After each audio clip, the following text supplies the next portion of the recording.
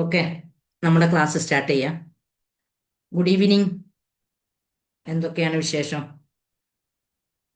ഇന്ന് ഗുഡ് ഇന്ന് ഞാൻ ഈവനിങ്. ഉദ്ദേശിക്കുന്നത് ആ ഇന്ന് ഞാൻ ഉദ്ദേശിക്കുന്നത് മനസ്സിനെ പറ്റി ഖുർആനിൽ എന്തു പറയുന്നു എന്നുള്ളതാണ്. അപ്പോ സാധാരണ ഈ മനസ്സിന്റെ ബോധ മനസ്സ്, ഉപബോധ മനസ്സ് എന്നൊക്കെ പറയുമ്പോൾ ചില ആളുകളൊക്കെ ചോദിക്കലുണ്ട്, ഇതൊക്കെ ഖുർആനുമായിട്ട് ബന്ധമുണ്ടോന്ന്. അപ്പൊ അത് ബന്ധമുണ്ടോ ഇല്ലേ എന്നുള്ളത് പരിശോധിക്കുകയാണ്. അപ്പൊ അതിലൂടെ നമുക്ക് ഇതൊക്കെ ശരിയാണോ തെറ്റാണോ എന്നുള്ളൊരു ഉൾബോധം നമുക്ക് തിരിച്ചു കിട്ടും. അതിനു വേണ്ടിയിട്ടാണ് ഇന്ന് ഞാൻ ആ വിഷയം എടുത്തത്, മനസ്സിനെ പറ്റി ഖുർആനിൽ എന്ത് പറയുന്നു. അപ്പൊ അതിന് മുന്നോടിയായിട്ട് ഈ ക്ലാസ്സുകളൊക്കെ അറ്റൻഡ് ചെയ്ത ആളുകൾ ഉണ്ടെങ്കിൽ ഇത്തരം ക്ലാസ്സുകൾ നിങ്ങളുടെ ജീവിതത്തിൽ വല്ല മാറ്റവും ഉണ്ടായിട്ടുണ്ടോ?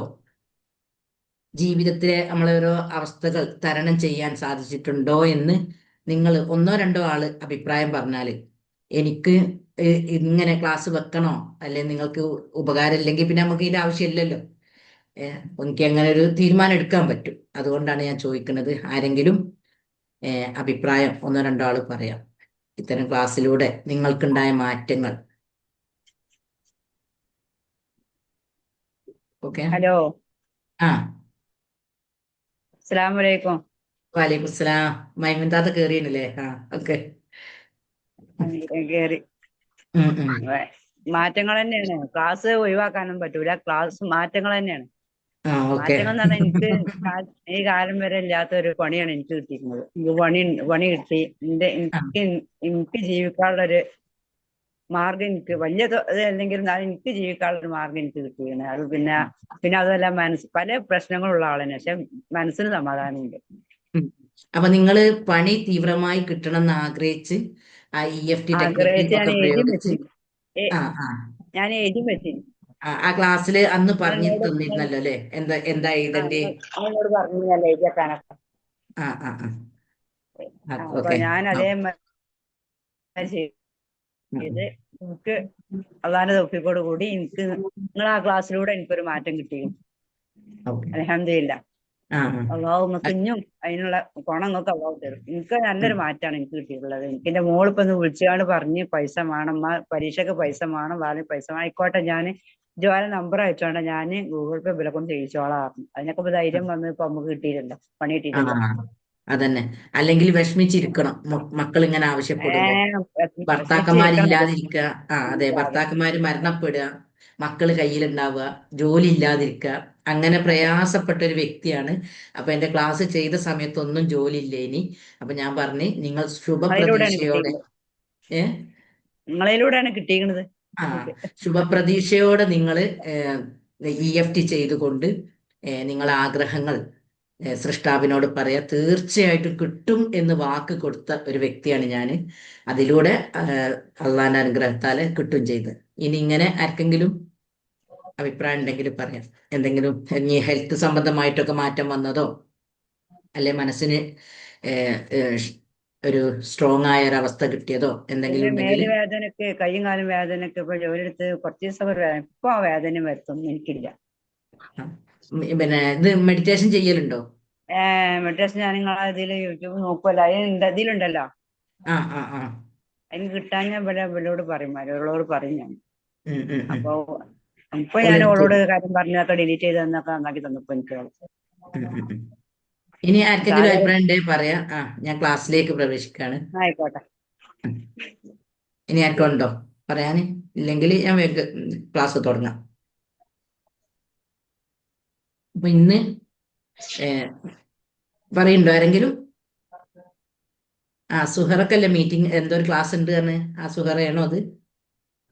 അറിയില്ല. ഒരേ പേരിൽ തന്നെ കുറെ ആളുണ്ടാവുമ്പോ നമുക്ക് അങ്ങനെ മനസ്സിലാവില്ലല്ലോ. ആ, ഓക്കെ. എന്നാല് ഖുർആനിൽ മനസ്സിനെ പറ്റി എന്താണ് പറയുന്നത് എന്നുള്ളതാണ് ഇന്നത്തെ നമ്മളെ ചർച്ചാ വിഷയം. ശരിക്ക് രണ്ട് പദാണ് മനസ്സിനെ പറ്റി ഖുർആനിൽ പറയുന്നത്. ഒന്ന് കൽബ്, രണ്ട് നഫ്സ്. കൽബ് എന്ന് പറഞ്ഞാല് മാറി മറയുന്നത്, അതായത് സ്ഥായിയായ ഒരു അവസ്ഥയിൽ നിൽക്കാതെ മറിഞ്ഞുകൊണ്ടിരിക്കുന്നത് എന്നാണ് കൽബിന്റെ അർത്ഥം. അതെല്ലാവർക്കും അറിയാം. ഇപ്പൊ ഈ കൽബ് എന്നുള്ളത് ബോധ മനസ്സാണ്. 10% ബോധമനസ്സ് കൽബ്. അതുപോലെ നഫ്സ് ആത്മാവ്, ഇതാണ് ഉപബോധ മനസ്സ്. അത് ഞാൻ പറയാൻ ഈ വിഷയം എടുക്കാനുള്ള ഒരു കാരണം എന്താ അറിയോ, ഇതിന്റെ മുന്നേ കഴിഞ്ഞ ബാച്ചിൽ ഞാൻ ക്ലാസ് 8:30 എന്താണ് കഴിഞ്ഞാല് ഓഫ് ആവും. 8:30 ക്ലാസ്, 8:30 വരെ കേൾക്കാൻ നേരിട്ട്. ഓക്കെ. കഴിഞ്ഞ ക്ലാസ്സിൽ ഞാൻ കഴിഞ്ഞ ബാച്ചിന്റെ ക്ലാസ്സിൽ ഒരാൾ എന്നോട് ചോദിച്ചു, ഇതൊക്കെ ഖുർആനിൽ പറയുന്നുണ്ടോ, ബോധ മനസ്സ് ഉപബോധ മനസ്സെന്നൊക്കെ പറയുന്നുണ്ടോ, ഇതിനൊക്കെ വല്ല തെളിവും ഉണ്ടോ എന്ന്. കാരണം ഉപബോധ മനസ്സിന്റെ കഴിവുകളാണ് നമ്മളെ ലൈഫിനെ മാറ്റിമറിക്കുന്നത്. ആ വിശ്വാസവും ആ കാര്യങ്ങളൊക്കെയാണ്.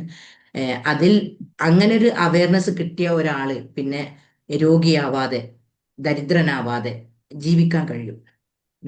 നമ്മളെ ലൈഫിൽ നല്ല മാറ്റം വരുത്തിക്കൊണ്ട് തീർച്ചയായിട്ടും ജീവിക്കാൻ കഴിയും. അപ്പൊ അതുകൊണ്ടാണ് ഈ ഉപബോധ മനസ്സിനെ പറ്റി ഞാൻ ശരിക്ക് പഠിച്ചതും അതിനെ പറ്റിയുള്ള ഒരു അവയർനെസ് ഒക്കെ ആളുകൾക്ക് കൊടുക്കുകയും ചെയ്യുന്നത്. ഞാനൊരു ബുക്ക് ഉണ്ടായിരുന്നു, നോക്ക് മാറല്ലോ. അപ്പോ ഇത് ഈ കൽബ് എന്നുള്ളത് ബോധം, അതായത് പിന്നെ ചിന്തകൾ വന്നും പോയും കൊണ്ടിരിക്കുന്ന ഒരു അവസ്ഥയാണല്ലോ എല്ലാ മനുഷ്യന്മാർക്കുള്ളത്. അതിനോട് യോജിക്കുന്നതാണ് ഈ കൽബ് എന്നുള്ള പദം. മാറി മറിഞ്ഞുകൊണ്ടിരിക്കുന്നത്, സ്ഥായിയായ ഒരവസ്ഥയിൽ നിൽക്കൂല. നഫ്സിന് അങ്ങനെ പറയുന്നില്ല. നഫ്സിന് ആത്മാവ് എന്നാണ് പറയുന്നത്. ശരിക്കും നമ്മള്, എൻ്റെ അഭിപ്രായം പറയാണ്, നമ്മളൊക്കെ ശരിക്കും എന്നോ ഈ അറിവുകൾ കിട്ടി നമ്മുടെ തലമുറ, നമ്മളെ മുന്നേ ഉള്ള തലമുറ നല്ലൊരു മാതൃകാ ജീവിതം കാണിച്ചു തന്നിരുന്നെങ്കിൽ നമ്മളൊന്നും ഇന്നത്തെ കാലഘട്ടത്തിൽ ഇത്രയും രോഗങ്ങളിലൂടെയും ടെൻഷനിലൂടെയും പ്രയാസങ്ങളിലൂടെയും പോവേണ്ടിയിരുന്നില്ല എന്നാണ് എൻ്റെ ഒരു അഭിപ്രായം. കാരണം ഇനി നമ്മൾ ഇതൊക്കെ മനസ്സിലാക്കി അടുത്ത തലമുറക്ക് ഗൈഡൻസ് കാണിച്ചു കൊടുക്കാൻ നമുക്ക് കഴിയണം. അവര് നമ്മളെ ഈ രൂപത്തിൽ പറയാനുള്ള അവസരം നമ്മൾ ഉണ്ടാക്കരുത്. അതുകൊണ്ടാണ് ഇത്രയും വ്യക്തമായിട്ട് ഈ വിഷയം മനസ്സിലാക്കി തരുന്നത്. അപ്പൊ നഫ്സ് ആത്മാവ് എന്ന് പറയുന്നുണ്ട്, ഉപബോധ മനസ്സ്. പിന്നെ ഈ നഫ്സിനെ സൂറത്തു ഷംസിലാണ് ഈ നഫ്സിനെ പറ്റി ശരിക്ക് പറയുന്നത്. അതായത് പ്രകൃതിയിലുള്ള പ്രതിഭാസങ്ങളെ, 6 പ്രതിഭാസങ്ങളെ പറഞ്ഞുകൊണ്ട് ശരിക്കും അതൊക്കെ ഈ 2 എണ്ണം ആയിക്കൊണ്ടാട്ടോ പറയുന്നത്. ഒന്ന് ഞാൻ പറഞ്ഞുതരാം. വശംസി വലുഹേഹ, സൂര്യൻ തന്നെയാണ് സത്യം. വൽ കമരി, അതിന്റെ ഓപ്പോസിറ്റ് ചന്ദ്രന്. പിന്നെ വന്നഹാരി, പകല് രാത്രി, അതിന്റെ ഓപ്പോസിറ്റ് രാത്രി. ആ പറയുന്ന ഘടന കേട്ടോ നമ്മൾ മനസ്സിലാക്കേണ്ടത്. ആദ്യം സൂര്യന്, പിന്നെ ചന്ദ്രൻ, പിന്നെ രാത്രി, പിന്നെ പകല്. വശംസി വലുഹ വൽ കമരിദ തലാഹ വന്നഹാരിദ ജല്ലാഹ വല്ലേലിദ യഗ്ഷാഹ വസ്സമായി, സമാ ഭൂമി, അതിന്റെ ഓപ്പോസിറ്റ് ആണ് പിന്നെ അടുത്ത് പറയുന്നത്. വസ്സമായി വമാ ബനാഹ വൽ അർളി വമാ ത്വഹഹ. ഈ 6 എണ്ണം പറഞ്ഞതിന് ശേഷം നമ്മളോട് പറയുന്ന ഒരു ഘടകമുണ്ട്, വനഫ്സിൻ വമാ സവ്വാഹ. അപ്പൊ അവിടെയാണ് ഈ മനഃശാസ്ത്രജ്ഞന്മാര് മനസ്സിലാക്കിയെടുത്ത ഉപബോധ മനസ്സ് എത്രത്തോളം കഴിവുറ്റതാണ് എന്ന് പരിശുദ്ധ ഖുർആനാണ് നമ്മളെ പഠിപ്പിക്കുന്നത്. വനഫ്സിൻ വമാ സവ്വാഹ, ആത്മാവും അതിനെ ശരിപ്പെടുത്തിയവനും തന്നെയാണ് സത്യം. ശരിക്കും നമുക്ക് ആ സാധനം സൃഷ്ടാവ് തരുമ്പം അതിനെ നമുക്ക് വേണ്ട രൂപത്തിൽ എങ്ങനെയാണോ നമ്മൾ ജീവിക്കാൻ ആഗ്രഹിക്കുന്നത് ആ രൂപത്തിൽ പാകപ്പെടുത്തിയിട്ടാണ്, ശരിപ്പെടുത്തിയിട്ടാണ് അതിനെ തന്നത്. അത് നമ്മളോട് ഖുർആനാ പറയുന്നത്, നമ്മളെ സൃഷ്ടിച്ച സൃഷ്ടാവാണ് പറയുന്നത്. അപ്പോൾ ഇത് മനസ്സിലാക്കിയിട്ടുണ്ടെങ്കിൽ ഇന്ന് നമ്മൾ കാണുന്ന രൂപത്തിലുള്ള രോഗങ്ങളോ സാമ്പത്തിക പ്രയാസമോ കഷ്ടപ്പാടുകളോ ഒന്നും ഉണ്ടാവൂല. ഈ ഉപബോധ മനസ്സിനെ പഠിക്കാനുള്ള, മനസ്സിലാക്കാനുള്ള ഒരു മനസ്സ് നമ്മുടെ ഉള്ളിലുണ്ടെങ്കിൽ. അപ്പൊ ഈ ഇപ്പം കാണുന്ന ജീവിത രീതികളൊക്കെ നമ്മളുടെ അജ്ഞത മൂലം, ഉപബോധ മനസ്സിനെ മനസ്സിലാക്കാനുള്ള കഴിവ് ഇല്ലാത്തത് കൊണ്ട് ഉണ്ടായ സംഭവങ്ങളാണ് എന്ന് നമുക്ക് മനസ്സിലാക്കാൻ കഴിയും തുടർന്ന് പറയുന്ന ആയത്തിലൂടെ. തുടർന്ന് പറയുന്ന ആയത്തുകൾ ശ്രദ്ധിച്ചാൽ നമുക്ക് വ്യക്തമാക്കി മനസ്സിലാക്കാൻ കഴിയും. ഫ അൽഹമഹ ഫുജൂറഹ വ തഖ്വാഹ. തുടർന്ന് പറയുന്ന ആയത്തിട്ടോ, അതായത് ഈ അള്ളാഹ് പറഞ്ഞല്ലോ, സൃഷ്ടാവ് പറഞ്ഞു എന്ത്, ശരി, നഫ്സും ആത്മാവും അതിനെ ശരിപ്പെടുത്തിയവനും തന്നെയാണ് സത്യം. എങ്ങനെയാണ് ശരിപ്പെടുത്തിയത്? ഫഅൽഹമഹ ഫുജൂറഹ വതഖ്വാഹ. ഫുജൂറും തഖ്വയും, അതായത് ധർമ്മവും അധർമ്മവും നന്മയും തിന്മയും വ്യക്തമായി ആ നഫ്സിന് മനസ്സിലാവുന്ന രൂപത്തിൽ ഇൽഹാം ചെയ്തിട്ടുണ്ട് എന്ന്.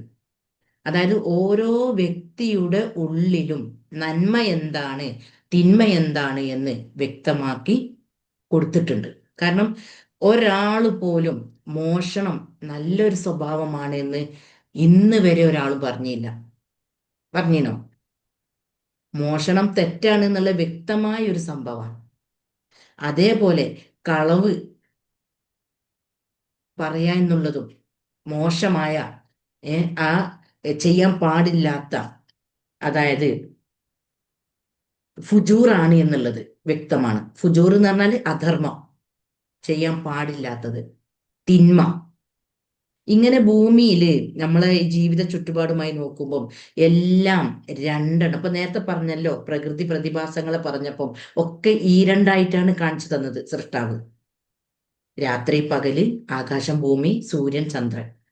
ഇതുപോലെ നന്മയും തിന്മയും പകലും രാത്രിയും എത്രത്തോളം നമുക്ക് ക്ലിയർ ആണോ, സൂര്യനും ചന്ദ്രനും എത്രത്തോളം നമുക്ക് സത്യസന്ധമായി നമുക്ക് മനസ്സിലാക്കാൻ പറ്റുന്നുണ്ടോ, അതുപോലെ ഈ നന്മയും തിന്മയും ക്ലിയർ ആണ് എന്നും നമ്മളെ സൃഷ്ടാവ് വ്യക്തമാക്കി തന്നു. ഫഅൽഹമഹ ഫുജൂറഹ വതഖ്വാഹ. ഇൽഹാമ് തന്നിട്ടുണ്ട് എന്നാണ് നമുക്ക് ഉള്ളിൽ തന്നെ ഇൽഹാമ് തന്നിട്ടുണ്ട്. അതായത് ദൈവികമായിട്ടുള്ള ഒരു, കാരണം അതിന്റെ തെളിവാണ് വേറെ അവിടെ പിന്നെ പറയുന്നില്ല. തുടർന്ന് ആ ആയത്തിൽ പറയുന്നത് വനഫ്സിൻ വനഫ്സിൻ വമാ സവ്വഹ ഫഅൽഹമഹ ഫുജൂറഹ വതഖ്വാഹ ഖദ് അഫ്ലഹ മൻ സക്കാഹ എന്നാണ് പിന്നെ അവിടെ തുടർന്ന് പറയുന്നത് കേട്ടോ. ഈ വ്യക്തമായ, അതായത് നന്മയും തിന്മയും വ്യക്തമായി നമ്മളെ മുന്നിൽ നമുക്ക് നമ്മളെ ജീവിത ചുറ്റുപാട് വെച്ച് നോക്കുമ്പോൾ വ്യക്തമായിട്ട് നമുക്ക് മനസ്സിലാക്കാൻ പറ്റും. ആ മനസ്സിലാക്കിയതുപോലെ ആരാണോ ആത്മാവിനെ സംസ്കരിച്ചവൻ, ഒരു മിനിറ്റ് ഒന്ന് മ്യൂട്ടാക്കി, ഞാനേ ഞാൻ എന്തേ ചോദിക്കുമ്പോൾ നിങ്ങൾക്ക് പറയാൻ പറ്റൂല, അതുകൊണ്ടാണ് ഞാൻ മ്യൂട്ടാക്കാത്തത്. ആരാണോ, നന്നായി മനസ്സിലാക്കിക്കോളിയാ, ആരാണോ സംസ്കരിച്ചത്, ആത്മാവിനെ സംസ്കരിച്ചവൻ ആരാണോ അവൻ വിജയം വരിച്ചു. അതേപോലെ ആത്മാവിനെ മലിനമാക്കിയവൻ ആരാണോ അവൻ പരാജയപ്പെട്ടു. അപ്പോ നമ്മുടെ ഈ ജീവിത സാമൂഹിക ചുറ്റുപാടിൽ നന്മയും തിന്മയും സത്യവും ശരിയും അസത്യവും എല്ലാം ഉണ്ട്. നമ്മുടെ ആത്മാവിനെ ശരിയുടെ മാർഗത്തിലൂടെ നമ്മുടെ ആത്മാവിൽ കയറിയിട്ടുള്ള എല്ലാ തിന്മകളെയും കളഞ്ഞുകൊണ്ട് അതിനെ നമുക്ക് സംസ്കരിക്കാൻ കഴിഞ്ഞാൽ അവൻ വിജയിച്ചു. അതിനെ നമുക്ക് സംസ്കരിക്കാൻ കഴിഞ്ഞിട്ടില്ലെങ്കിൽ അവൻ പരാജയപ്പെട്ടു. അപ്പോ രോഗിയായ ആള്, സാമ്പത്തികമായി പ്രയാസങ്ങളിലൂടെ പോകുന്ന വ്യക്തി, അതേപോലെ ബന്ധങ്ങളിൽ ഭാര്യയും ഭർത്താവും പ്രശ്നങ്ങളിലൂടെ പോകുന്ന ആളുകൾ, ഇവരൊന്നും അതിനെ സംസ്കരിക്കാൻ ശ്രമിക്കാറില്ല. അവരുടെ ഉമ്മയുടെ ഉദരത്തിൽ ഉണ്ടായത് മുതൽ ഭൂമിയിലേക്ക് വന്ന് വളർന്ന് കുട്ടിക്കാലം കഴിഞ്ഞ് ഈ 8 വയസ്സിന്റെ ഇടയിലാണ് നമ്മുടെ ക്രിറ്റിക് മൈൻഡ് എന്ന് പറയും. അതായത് നിഷേധ സ്വഭാവമുള്ള ഒരു മൈൻഡ് ഉണ്ടാവല് ഈ 8 വയസ്സിന്റെ ഇടയിലാണ്. അപ്പൊ കുട്ടിക്കാലത്ത് നമ്മൾക്ക് ഉമ്മമാരോടൊക്കെ ഭയങ്കരമായിട്ട് അടിയും ഷൗട്ട് ചെയ്യുന്ന ഇതും നമ്മളെ കുറ്റപ്പെടുത്തുന്നതും അങ്ങനത്തെയൊക്കെ അവസ്ഥയിലൂടെ നമ്മൾ വളർന്നിട്ടുണ്ടെങ്കിൽ, അല്ലെങ്കിൽ ആരെങ്കിലുമൊക്കെ പേടിപ്പിക്കുകയൊക്കെ ചെയ്തിട്ടുണ്ടെങ്കിൽ അത് സ്വാഭാവികമായി നെഗറ്റീവ് ആവും. അത് നമ്മൾ നിരപരാധിയാണ് ആ വിഷയത്തിൽ. അങ്ങനെ നമ്മൾ അറിയാതെ നെഗറ്റീവ് ആവുമ്പോൾ വീണ്ടും വീണ്ടും നെഗറ്റീവ് അനുഭവങ്ങളിലേക്ക് അട്രാക്ട് ചെയ്യപ്പെടും. അത് സ്വാഭാവികമായിട്ട് സംഭവിക്കുകയാണ്. എന്നപ്പോൾ ഇതൊക്കെ അറിയുന്നത് കൊണ്ടാണ്, ഇങ്ങനെയൊക്കെയുള്ള അവസരങ്ങൾ ഉള്ളത് കൊണ്ടാണ് സൃഷ്ടാവ് നമ്മളോട് പ്രത്യേകം പറയുന്നത് അതിനെ സംസ്കരിച്ചവൻ വിജയം വരിച്ചു, അതിനെ മലിനമാക്കിയവൻ പരാജയപ്പെട്ടു എന്ന് പറയുന്നത്. ഇനി ഈ നഫ്സ് തന്നെ ഇപ്പൊ വ്യക്തമായല്ലോ. ഇപ്പൊ നമുക്കൊക്കെ വ്യക്തമാണ് നമ്മൾ ഈ ഭൂമിയിലെ സാഹചര്യത്തിൽ ഏതൊക്കെയാണ് നന്മ ഏതൊക്കെയാണ് തിന്മ എന്നുള്ളത്. ഞാൻ ഇപ്പൊ നേരത്തെ പറഞ്ഞതുപോലെ ആരും തന്നെ കളവിനെ നല്ലൊരു കാര്യം, അപ്പൊ ഒരു മനുഷ്യനും ആഗ്രഹിക്കൂല എന്റെ കുട്ടി ഒരു ലഹരി ഉപയോഗിക്കുന്നവനായാൽ മതിയെന്ന്. അതേപോലെ എൻ്റെ കുട്ടി ഒരു തെമ്മാടിയായാൽ മതിയെന്ന് ഒരാളും ആഗ്രഹിക്കൂല. പക്ഷെ നമ്മൾ ആഗ്രഹിക്കാത്തതൊക്കെ ഞാൻ രോഗിയായാൽ മതിയെന്ന് ഒരാളും ആഗ്രഹിക്കൂല. പക്ഷെ നമ്മൾ ആഗ്രഹിക്കാത്തതൊക്കെ നമ്മളെ ലൈഫിൽ സംഭവിക്കുന്നത് എന്തുകൊണ്ടാണ്? നമ്മുടെ നെഫ്സ് ഇങ്ങനെ മലിനമായത് കൊണ്ടാണ്, നെഗറ്റീവ് ആയത് കൊണ്ടാണ്. അപ്പം അതിന് നെഗറ്റീവ് എന്ന് പറയും, മലിനമായത് അങ്ങനെ വ്യത്യസ്ത പദങ്ങളിലൂടെയാണ് അതിനെ സൂചിപ്പിക്കുന്നത്. അപ്പൊ ഇനി ഈ നെഫ്സ് രണ്ട് രൂപത്തിലുണ്ട്. നെഫ്സ് അമ്മാറത്തും ബിസ്സൂ ഉണ്ട്. അതൊക്കെ ഖുറാനിൽ വരുന്ന ഓരോ ആയത്തുകളാണ്. നെഫ്സുൽ ലവ്വാം ഉണ്ട്. അമ്മാറത്തും ബിസ്സൂ എന്ന് പറഞ്ഞാൽ ഇപ്പോ അൽഹമഹ ഫുജൂറഹ വ തഖ്വാഹ എന്ന് പറഞ്ഞല്ലോ. അതായത് ധർമ്മവും അധർമ്മവും ഇതിൽ തന്നെ നിക്ഷിപ്തമാണ് എന്ന്. ഏതൊരു വ്യക്തിക്കും വ്യക്തിയുടെ ഉള്ളിലും നന്മയുടെ വശമുണ്ട്, തിന്മയുടെ വശമുണ്ട്. രണ്ടുകൂടി കലർന്നതാണ് ഒരു മനുഷ്യൻ എന്ന ജീവി ഉണ്ടാവല്. അപ്പൊ ഈ നഫ്സില് ഈ നഫ്സുൽ ലവ്വാമ, നഫ്സുൽ മുത്മഇന്ന, ഇങ്ങനെ രണ്ട് നഫ്സിനെ പറയുന്നുണ്ട്. സോറി, അമ്മാറത്തും ബിസ്സൂ, അതേപോലെ നഫ്സുൽ ലവ്വാമ. ഈ രണ്ടെണ്ണത്തിലുള്ള ഒന്നും കൂടി വ്യക്തമാക്കി നമുക്ക് പറഞ്ഞു തരികയാണ്. അമ്മാറത്തും ബിസ്സൂ, അതായത് തിന്മ ചെയ്യാൻ പ്രേരിപ്പിക്കുന്ന ശക്തി. അതുപോലെ നഫ്സുൽ ലവ്വാമ, കുറ്റപ്പെടുത്തുന്ന മനസ്സ്. അപ്പോ തിന്മ ചെയ്യാൻ പ്രേരിപ്പിക്കുന്ന ശക്തി എന്ന് പറഞ്ഞാൽ, ഇപ്പൊ കുട്ടിക്കാലം മുതൽക്ക് അല്ലെ, ഞാൻ എൻ്റെ ഉമ്മയുടെ ഗർഭാവസ്ഥയിൽ എൻ്റെ ഉമ്മ ടെൻഷൻ അടിച്ച അവസ്ഥയിൽ അല്ലെ എന്തോ കണ്ട് പേടിച്ച അവസ്ഥയിൽ പേടിച്ചിട്ടുണ്ടെങ്കിൽ അതിൻ്റെയൊക്കെ ഒരു അവസ്ഥ എൻ്റെ ഉള്ളിൽ ഉണ്ടാവുമല്ലോ. അങ്ങനെയാണ് ഞാൻ ഭൂമിക്ക് വരുന്നത്. അങ്ങനെ വളർന്നു വന്നു. പിന്നെ നമ്മളെ ചുറ്റുപാടിനനുസരിച്ച് ഉമ്മയുടെ മാനസികാവസ്ഥ എന്താണോ, ഷൗട്ട് ചെയ്തുകൊണ്ടും അല്ലെ എന്നെ ദേഷ്യം പിടിച്ചുകൊണ്ടും അടിച്ചുകൊണ്ടും ഒക്കെയുള്ള ഒരു അവസ്ഥയിലൂടെ വളർന്നിട്ടുണ്ടെങ്കിൽ ഞാൻ അറിയാതെ നെഗറ്റീവ് ആവും.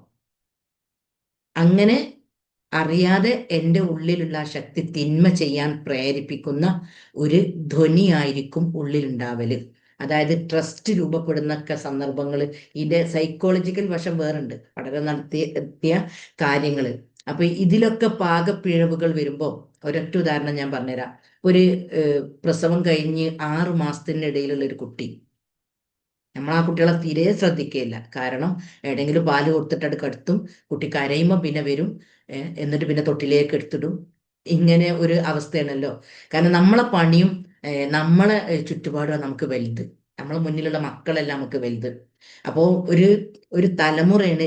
എൻ്റെ കയ്യിലൊരു കുഞ്ഞുണ്ടെങ്കിൽ അതൊരു തലമുറനെയാണ് പ്രതിനിധീകരിക്കുന്നത്. അപ്പൊ ഞാൻ ആ കുട്ടീനെ പാല് കൊടുത്ത് ഇടോ കണ്ടും, ഈ സൈക്കോളജിക്കൽ വശം മനസ്സിലാവാനാട്ടോ അത് പറയുന്നത്. അപ്പൊ ഈ കുട്ടി ഈ 3 മാസത്തിന്റെ ഇടയിൽ നമ്മളിപ്പോ എടുത്തു വെച്ച് കിടക്കുകയാണെങ്കിൽ ഒന്ന് അങ്ങോട്ട് ഇങ്ങനെ നീങ്ങിപ്പോവല്ലോ. സ്വാഭാവികമായിട്ടും 2.5-3 മാസമൊക്കെ ആകുമ്പോഴത്തേക്ക് ഈ കുട്ടികൾ ഇങ്ങനെ ചലനം തുടങ്ങി നമ്മൾ അടുത്തുനിന്ന് കുറച്ച് അങ്ങോട്ട് നീങ്ങി അങ്ങോട്ട് പോകും, കട്ടിന്റെ അറ്റത്തേക്കൊക്കെ.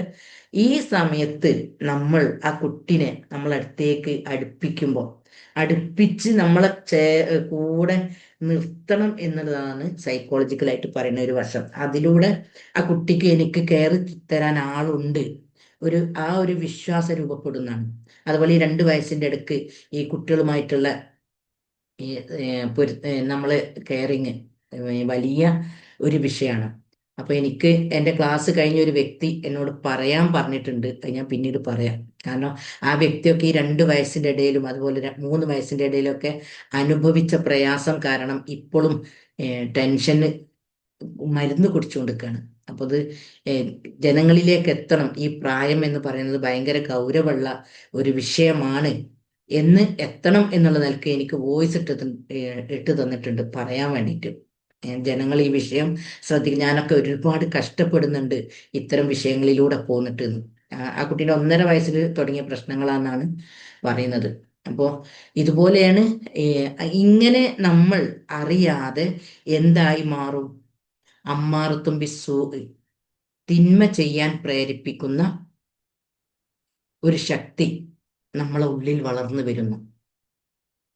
നമ്മുടെ സാഹചര്യത്തിനനുസരിച്ചിട്ട് ഇപ്പൊ നല്ല കുട്ടിക്കാലം മുതൽക്കേ നമ്മൾ അഭിനന്ദിച്ചും സ്നേഹിച്ചും നല്ല കെയറിങ് ഒക്കെ തരുന്ന ഈ ഗർഭാവസ്ഥയിൽ ഈ ഒരു തലമുറയാണ് എൻ്റെ വൈഫിന്റെ ഉദരത്തിൽ വളരുന്നത്, അല്ലെ എൻ്റെ മകന്റെ ഭാര്യയുടെ ഉദരത്തിൽ വളരുന്നത് എന്ന അവബോധമുള്ള ഫാമിലിയിൽ ഇത്തരം പ്രശ്നങ്ങൾ ഉണ്ടാവില്ല.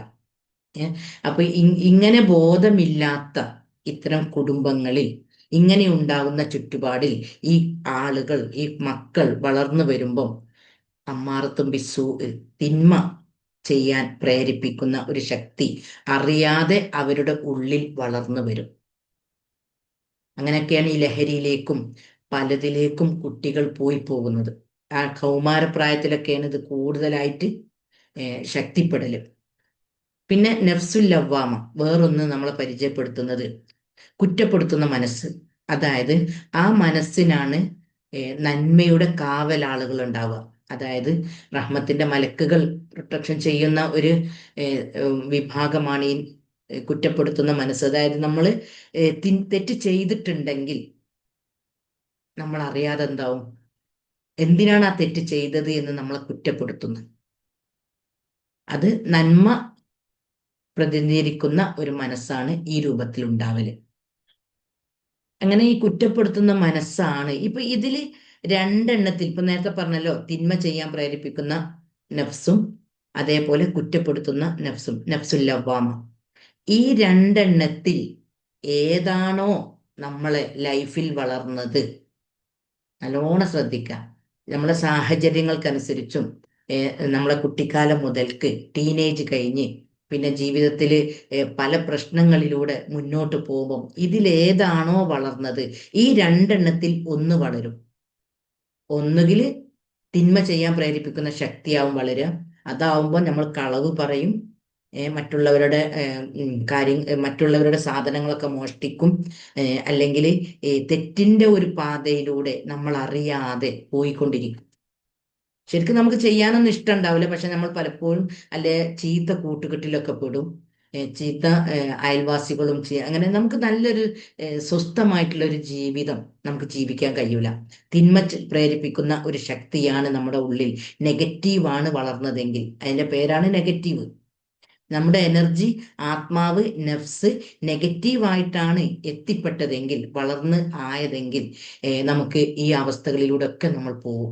രോഗം ഉണ്ടാവും, സാമ്പത്തിക പ്രയാസം ഉണ്ടാവും, വീട്ടിൽ വഴക്കുണ്ടാവും, പരസ്പരം അംഗീകരിക്കൂല, ഒരു ചെറിയൊരു പ്രശ്നം മതിയാവും, അത് പിന്നെ എല്ലാവരും നമ്മൾ അങ്ങോട്ടും ഇങ്ങോട്ടും ഒക്കെ പറയുന്ന ഒരു സമാധാനമില്ലാത്ത ഒരു അന്തരീക്ഷമുള്ള വീടായിട്ട് മാറും ഈ അമ്മാറത്തും ബിസ്സു ആണ് വളർന്നതെങ്കിൽ. അതുപോലെ നഫ്സുൽ ലവ്വാമയാണെങ്കിൽ കുറ്റപ്പെടുത്തുന്ന മനസ്സാണ്. കാരണം തെറ്റ് ചെയ്യാൻ തോന്നൂല. തെറ്റ് ചെയ്യുമ്പോൾക്ക് എനിക്കൊക്കെ എത്രയോ അങ്ങനെ കുട്ടിക്കാലം മുതൽക്കേ ഫീൽ ചെയ്യലുണ്ട്. എന്തെങ്കിലും ചെയ്യാൻ പറ്റാത്ത, ഇപ്പോ നമ്മൾ ഫ്രണ്ട്സുകളൊക്കെ ഇരുന്ന് കണ്ടിട്ട് ഇങ്ങനെ മറ്റുള്ളവരെ പറ്റിയൊക്കെ പറയും. സ്വാഭാവികമാണല്ലോ, കാരണം കുറ്റങ്ങളും കുറവുകളും ആണല്ലോ പൊതുവേ നമ്മൾ ചെറുപ്പം മുതൽക്കേ കണ്ടും കേട്ടും വളരുന്നത്. ഒരു ആളെ അഭിനന്ദിക്കാനോ ഒരാളെ പ്രോത്സാഹിപ്പിക്കാനോ ഒന്ന് ചേർത്ത് നിർത്തി തലോടാനോ, ഒരു കൊയഞ്ഞ ആളുകൾക്ക്, സമൂഹത്തിൽ പ്രയാസം നേരിടുന്ന ആളുകൾക്ക് ഒരു പ്രൊട്ടക്ഷൻ കൊടുക്കാനോ ഒരു പിന്തുണ കൊടുക്കാനോ എന്തുകൊണ്ടോ നമ്മൾ ഇതൊന്നും അറിഞ്ഞിട്ട് മനസ്സിലാക്കിയില്ല. ചില ആളുകൾ നല്ലവരുണ്ട് കേട്ടോ, എല്ലാവരും ഇങ്ങനെയാണെന്നല്ല. അപ്പൊ ഇങ്ങനെ നമ്മൾ ഈ മറ്റുള്ളവരുമായിട്ടൊക്കെ വേറൊരാളുടെ കുറ്റങ്ങളോ കുറവുകളോ ഒക്കെ പറയുമ്പോൾ നമുക്ക് നമ്മുടെ മനസ്സിൽ വരും, എന്തിനാ അത് പറഞ്ഞത്, എനിക്ക് മിണ്ടാന്നാ പോരെ ഇനിയും, അല്ലെ പറയാനുള്ളൊക്കെ പറഞ്ഞു കഴിഞ്ഞിട്ടാണ് നമ്മളെ ഉള്ളിൽ നിന്ന് ഇവല് ചോദിക്കല്. അപ്പൊ ഈ ഉള്ളില് സംസാരിക്കുന്നത് നമ്മൾ നന്നായി ശ്രദ്ധിക്കണം എന്നുള്ള. നമ്മളെ ഉള്ളില് ഇങ്ങനെ കുറ്റപ്പെടുത്തിയോണ്ട് നമ്മൾ സംസാരിക്കുന്നുണ്ടെങ്കിൽ നമ്മളെ എനർജി വളർന്നത് പോസിറ്റീവായിട്ടാണ്. ഈ പോസിറ്റീവായിട്ട് വളരുമ്പോൾ, നമ്മൾ പോസിറ്റീവായിട്ട് മാറുമ്പോൾ നമ്മുടെ ജീവിതത്തിൽ അത്ഭുതകരമായ ആകർഷണ സിദ്ധാന്ത നിയമപ്രകാരം നല്ല നല്ല അനുഭവങ്ങൾ ഉണ്ടായിക്കൊണ്ട് നമുക്ക് തന്നെ അത്ഭുതം തോന്നുന്ന ഒരു അനുഭവം ഉണ്ടാവും. ഇപ്പൊ ഇന്നലെ എൻ്റെ അടുത്ത്, ഞാൻ ഇതിന്റെ ഭാഗമായിട്ട് പറയാട്ടോ, ഇന്നലെ എൻ്റെ അടുത്ത് വന്ന കൗൺസിലിങ്ങിന് വന്ന ഒരു കേസിൽ അവര് ശരിക്കും കുറേ ദൂരെയാണ്. തിരിച്ചു പോകുമ്പോൾ ഒരു കുറച്ച് സ്ത്രീകളാണുള്ളത്, നല്ല ദൂരമുണ്ട്. എൻ്റെ അടുത്തുനിന്ന് പോകുമ്പോൾ തന്നെ 6 മണി ആയിട്ടുണ്ട് വൈകുന്നേരം. യാത്ര ദൂരം കൊണ്ട് കുറച്ച് വൈകിയാണോ എത്തിയത്, 2 മണിക്കാണ് എത്തിയത്. അങ്ങനെ യാദൃശികമായിട്ട് അവരെ വീടിന്റെ അടുത്തൊരു പള്ളിയുണ്ട്.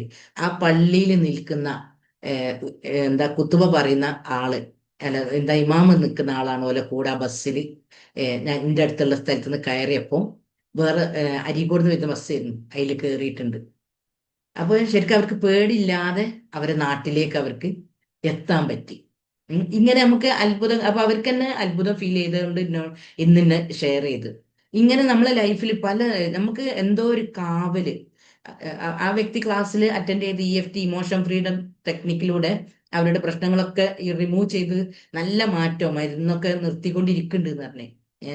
അപ്പോൾ ഇങ്ങനെ നമുക്ക് ഫീൽ ചെയ്യാൻ, ഞാൻ ചെറിയൊരു ഉദാഹരണം കേട്ടോ പറഞ്ഞത്, എനിക്കൊക്കെ ഒരുപാട് അനുഭവങ്ങൾ ഇങ്ങനെ വന്നത് കൊണ്ടാണ് ഞാനിത് പറയാൻ കാരണം. ഇപ്പൊ എന്റെയൊക്കെ ജീവിത ചുറ്റുപാടില് ഞാനൊക്കെ വളർന്നത് നെഗറ്റീവായിട്ടാണ്, പൂർണ്ണമായിട്ടും 100% നെഗറ്റീവായിരുന്നു ഞാൻ. അപ്പൊ അവിടുന്ന് ഈ മനസ്സിനെ പറ്റി പഠനം തുടങ്ങിയപ്പോഴാണ് ശരിയാണ്, നമ്മളെ നഫ്സിനെ നമ്മൾ സംസ്കരിച്ചിട്ടില്ലെങ്കിൽ ആരാണ് സംസ്കരിക്കാൻ വരിക? എന്തിനാണ് ജീവിതത്തിൽ ഇങ്ങനെ കഷ്ടപ്പാടും ദുഃഖങ്ങളും രോഗങ്ങളും ഇങ്ങനെ പ്രശ്നങ്ങൾ ഏറ്റുകൊണ്ട് എന്തിനാ സുന്ദരമായ ഒരു ജീവിതത്തെ തകർക്കുന്നത് എന്നുള്ള ഒരു ചോദ്യത്തിൽ നിന്നാണ്, സ്വന്തത്തോട് ചോദിച്ച ആ ചോദ്യത്തിൽ നിന്നാണ് ഞാനൊക്കെ എൻ്റെ ലൈഫിനെ മാറ്റാൻ തുടങ്ങുന്നത്. കാരണം നമുക്ക് തന്നെയാണ് പിന്നെ പ്രശ്നങ്ങളായിട്ട് മാറുന്നത്. നമ്മൾ ജീവിതത്തിൽ രോഗങ്ങളും ദുരിതങ്ങളും ഒന്നും ആഗ്രഹിക്കൂല. ആരെങ്കിലും ആഗ്രഹിക്കോ ഞാൻ രോഗിയായാൽ മതിയെ? ഇല്ല. എന്നിട്ടും എന്തുകൊണ്ട് നമ്മൾ അങ്ങനെയൊക്കെ ജീവിക്കണ്? മക്കളാലുള്ള പ്രശ്നങ്ങള്, മക്കളെ വിവാഹം ശരിയാവാത്ത പ്രശ്നങ്ങള്, അല്ലെങ്കിൽ ജോലി ഇല്ലാത്ത പ്രശ്നങ്ങള്, എല്ലാ കോഴ്സും ഒക്കെ പഠിച്ചിട്ടുണ്ടാവും, പക്ഷെ മക്കൾക്ക് ജോലി ആയിട്ടുണ്ടാവില്ല. ബിസിനസ് ഒക്കെ നമ്മൾ ചെയ്യുന്നുണ്ടാവും, പക്ഷെ അത് ഉദ്ദേശിച്ച രൂപത്തിൽ വിജയത്തിലൂടെ പോകുന്നില്ല. കടങ്ങളും ഇതൊക്കെയായി തകർന്നു കൊണ്ടുള്ള ഒരു അവസ്ഥ. ഇതിൻ്റെയൊക്കെ പിന്നിൽ പ്രവർത്തിക്കുന്നത് നമ്മുടെ എനർജി നെഗറ്റീവ് ആവുന്നതിന്റെ കാരണം. നമ്മളെ എനർജി നെഗറ്റീവ് ആണെങ്കിൽ ലൈഫിൽ എല്ലായിടത്തും ഇതിങ്ങനെ പ്രതിഫലിച്ചു കൊണ്ടിരിക്കും. നമ്മുടെ എനർജിനെ പോസിറ്റീവ് ആക്കാൻ നമുക്ക് കഴിഞ്ഞാൽ നമ്മൾ വിചാരിക്കാതെ നമ്മുടെ ലൈഫിൽ നല്ല മാറ്റങ്ങൾ വന്നുകൊണ്ടിരിക്കും. അപ്പൊ അതുകൊണ്ട് ഇത് നമുക്ക് ഇതെല്ലാം ഖുർആനാണ് വ്യക്തമാക്കി തരുന്നത്. ശരിക്കും എൻ്റെ അഭിപ്രായത്തിൽ മറ്റു മതസ്ഥർക്ക് മാതൃകയാവേണ്ടവരാണ് ശരിക്കും മുസ്ലിങ്ങൾ. ഒരു ആശുപത്രിയിലൊക്കെ പോയാലും അവരെ കാണാനേ പാടില്ല. ഇത്രയും നല്ല നല്ല കണ്ടന്റ് ഖുർആനിലൂടെ നമ്മൾ മനസ്സിലാക്കുന്നുണ്ട്, ഖുർആനിൽ നമുക്ക് കാണാൻ പറ്റുന്നുണ്ട്. പക്ഷെ നമ്മളാണ് ഏറ്റവും കൂടുതൽ ആശുപത്രിയിൽ പോകുന്നവരെന്ന് തോന്നിപ്പോവും ചില സ്ഥലങ്ങളിൽ പോയിട്ടുണ്ടെങ്കിലും. അപ്പൊ ഇങ്ങനെ ആഴത്തിൽ ഖുർആനെ മനസ്സിലാക്കാത്തത് കൊണ്ടാണ് നമ്മൾ ഇങ്ങനെ ഉള്ളറിഞ്ഞ് ഈ ഉപബോധ മനസ്സ്. ഇപ്പൊ നേരത്തെ പറയുന്നുണ്ടല്ലോ, എന്താ പറയുന്നത്? വനഫ്സിൻ വമാ സവ്വാഹ, ആത്മാവും അതിനെ ശരിപ്പെടുത്തിയവനും. അപ്പൊ ഈ ശരിപ്പെടുത്തി എന്നുള്ളത്, ഞാനൊക്കെ ഡിഗ്രിക്ക് പഠിക്കണമെന്നേ ഈ ആയത്തും അർത്ഥമൊക്കെ പഠിക്കുന്നുണ്ടെങ്കിലും, പക്ഷെ ഇത്രയും ആഴത്തിലുള്ള ഒരു കണ്ടന്റ് ആണ് ഇത് എന്ന് മനസ്സിലാക്കാൻ സാധിച്ചിട്ടില്ല. പക്ഷെ ഇതൊക്കെ മനസ്സിലാക്കിയവർ വെസ്റ്റേൺ കൺട്രീസിലുള്ളവരാ. അവരാണ് ലോകത്തിന് സംഭാവന നൽകുന്ന രൂപത്തിലുള്ള ഒരുപാട് ഗ്രന്ഥങ്ങളും ഒരുപാട് മനുഷ്യ മനസ്സിനെ മാറ്റുന്ന രൂപത്തിലുള്ള പഠനങ്ങളൊക്കെ നടത്തുന്നത് ഇവരാണ്. അപ്പൊ ഈ വനഫ്സിൻ വമാ സവ്വാഹ എന്ന് സൃഷ്ടാവ് വെറുതെ അല്ല പറഞ്ഞത്. കാരണം അതിനെ ശരിപ്പെടുത്തിയിട്ടില്ലെങ്കിൽ ഒരുപാട് പ്രശ്നങ്ങളാ. ഈ ചിന്ത, അതായത് നഫ്സിൽ നിന്നാണല്ലോ, മനസ്സിൽ നിന്നാണ് നമുക്ക് ചിന്തകൾ വരുന്നത്. ഈ ചിന്തകൾക്കനുസരിച്ച് നമ്മുടെ ബ്രെയിനിലുള്ള ന്യൂറോൺസ് എന്താവുന്നുണ്ട്? റെഡിയായി വരുന്നുണ്ട്. കാരണം ഒരു വണ്ടി ഓടണമെങ്കിൽ അതിൽ പെട്രോൾ ഒഴിക്കണം, അതെല്ലാവർക്കും അറിയാം അല്ലേ? അപ്പൊ വണ്ടി സ്മൂത്ത് ആയിട്ട് പോകും. പെട്രോൾ നിന്നാൽ വണ്ടി അവിടെ സ്റ്റോപ്പ് ആവും. ഇതേപോലെ നമ്മുടെ ബോഡിയിലുള്ള ഈ ബോഡി പ്രവർത്തിക്കണമെങ്കിൽ, ബോഡിക്ക് ചലനം ഉണ്ടാവണമെങ്കിൽ എന്ത് വേണം? പെട്രോൾ ആയിട്ടുള്ള നഫ്സ്, ആത്മാവ് വേണം. ഇതില്ലെങ്കിൽ പിന്നെ മരണാണല്ലോ, എല്ലാവർക്കും അറിയാം. പക്ഷെ ഇത് ഏത് രൂപത്തിൽ ചലിക്കണം, ഈ ബോഡി ഏത് അവസ്ഥയിലൂടെ ചലിക്കണം എന്നുള്ളത് ആ നഫ്സിൽ കൊടുത്ത നോളജിനനുസരിച്ചാണ് അതിന്റെ പെട്രോള്. അതുകൊണ്ടാണ് ഖുർആന് സൃഷ്ടാവ് മനുഷ്യരോട് ഏറ്റവും കൂടുതൽ ആദ്യം പറയുന്ന ഒരു വാക്കുണ്ട്. എന്താണ് ആദ്യം പറയുന്നത്? ഏറ്റവും കൂടുതൽ ഇമ്പോർട്ടന്റ് കൊടുക്കേണ്ടത് എന്തിനാണ്? എന്താ ആദ്യം പറഞ്ഞത്? നിങ്ങൾ പറഞ്ഞിരി, ഖുർആനിലെ ആദ്യത്തെ ആയത്ത് ഏതാ? സോറി, ഞാൻ മ്യൂട്ട് ആക്കിയില്ലേ.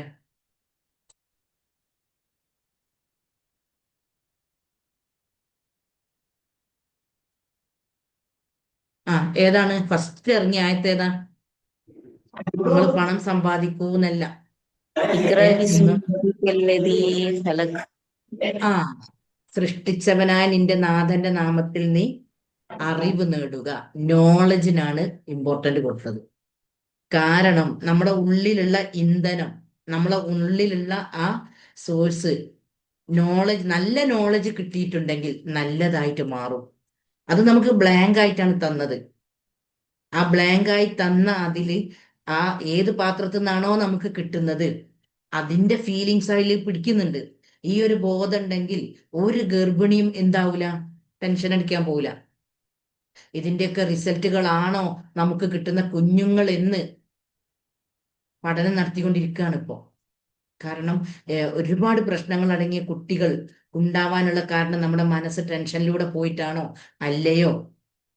ഞാൻ ഈ വിഷയം പഠനം നടത്തിയപ്പം ചോദിച്ച രക്ഷിതാക്കൾ മുഴുവനും പറഞ്ഞത് ടെൻഷനിലൂടെ പോയതാന്നാ. ഞാൻ ഏത് കുട്ടീനെ ഏത് അവസ്ഥയിൽ കണ്ടാൽ ഞാൻ ആ രക്ഷിതാവിനോട് ചോദിക്കും, പഠനത്തിന്റെ ഭാഗമായിട്ടാണ് നിങ്ങൾ ഗർഭാവസ്ഥയിൽ ഈ കുട്ടീനെ ഗർഭം ചുമന്നപ്പോ ടെൻഷൻ അടിച്ചിരുന്നോ? ആ ഭയങ്കരമായ പ്രശ്നങ്ങളിലൂടെ ആയിരുന്നു ആ സമയത്ത് പോയത് എന്നറിയും. അതിനു വേണ്ടി ഓലെ വേറെ 2 കുട്ടികൾ അല്ലെ താഴെയുള്ള കുട്ടികൾ ടെൻഷൻ അടിച്ചിട്ടില്ലെങ്കിൽ അവർക്ക് കുഴപ്പമില്ല. അപ്പൊ ഇങ്ങനെ എത്രയോ കേൾക്കുന്നുണ്ട്. അപ്പൊ അതുകൊണ്ട് അവിടുന്ന് തുടങ്ങാണ് നമ്മളെ പ്രശ്നങ്ങൾ. സൃഷ്ടാവ് തരുന്നത് ബ്ലാങ്ക് ആയിട്ടാണ്. പിന്നെ അത് അതിനനുസരിച്ച് പിന്നെ നമ്മുടെ കൾച്ചർ എന്ന് പറഞ്ഞാൽ ഒരു 70-80% നെഗറ്റീവ് തന്നെയാണ്.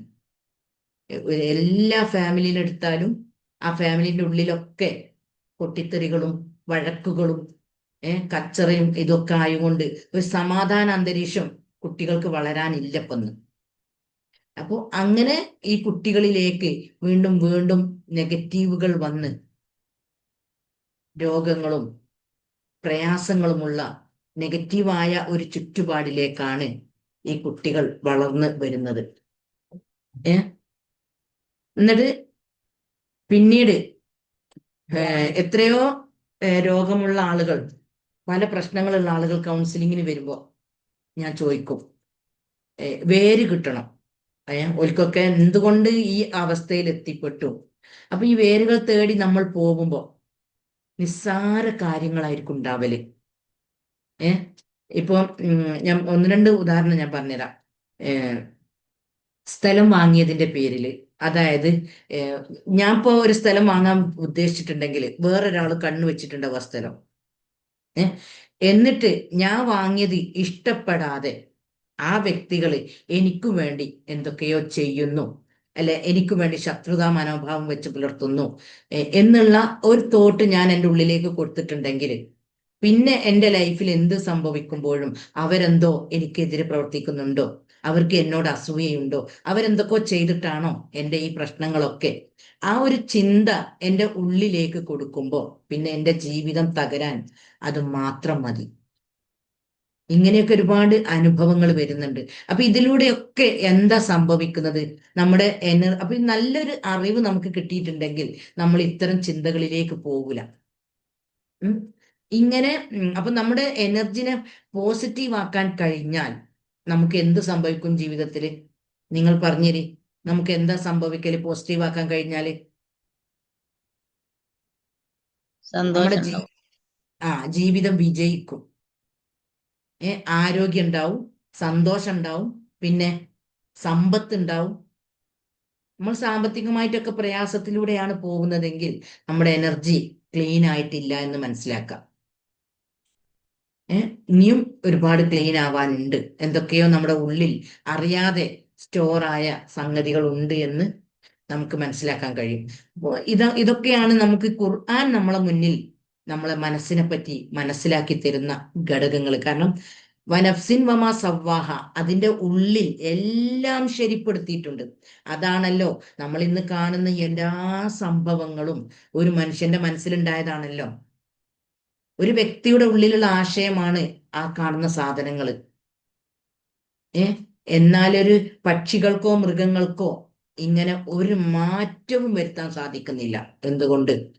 മനുഷ്യന് അവൻ ഉദ്ദേശിക്കുന്ന രൂപത്തിൽ ജീവിക്കാൻ പറ്റുന്നുണ്ട്. മനുഷ്യന് എന്തെല്ലാം വേണമോ അതൊക്കെ കണ്ടെത്തിക്കൊണ്ട് മനുഷ്യൻ പുരോഗതിയിലേക്ക് എത്തുന്നുണ്ട്.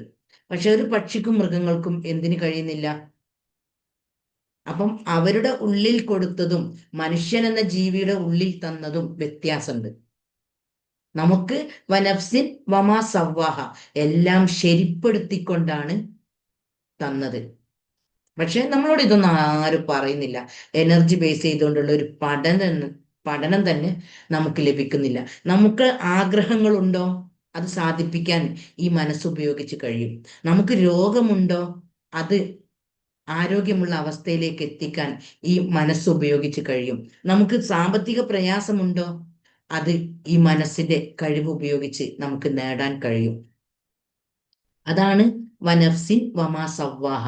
ഈ ഉപബോധ മനസ്സിന്, കൽബ്, ബോധ മനസ്സ്, ഇങ്ങനെ വന്നു പോയിക്കൊണ്ടിരിക്കുന്ന ഈ പഞ്ചേന്ദ്രിയങ്ങളിലൂടെ എന്തെല്ലാം അറിവുകളാണോ ഉള്ളിലേക്ക് പോകുന്നത്, ഈ ബോധ മനസ്സിലൂടെയാണ് പോകുന്നത്. അത് കൽബ്. ഉപബോധ മനസ്സാണ് യഥാർത്ഥ ഖജനാവ്.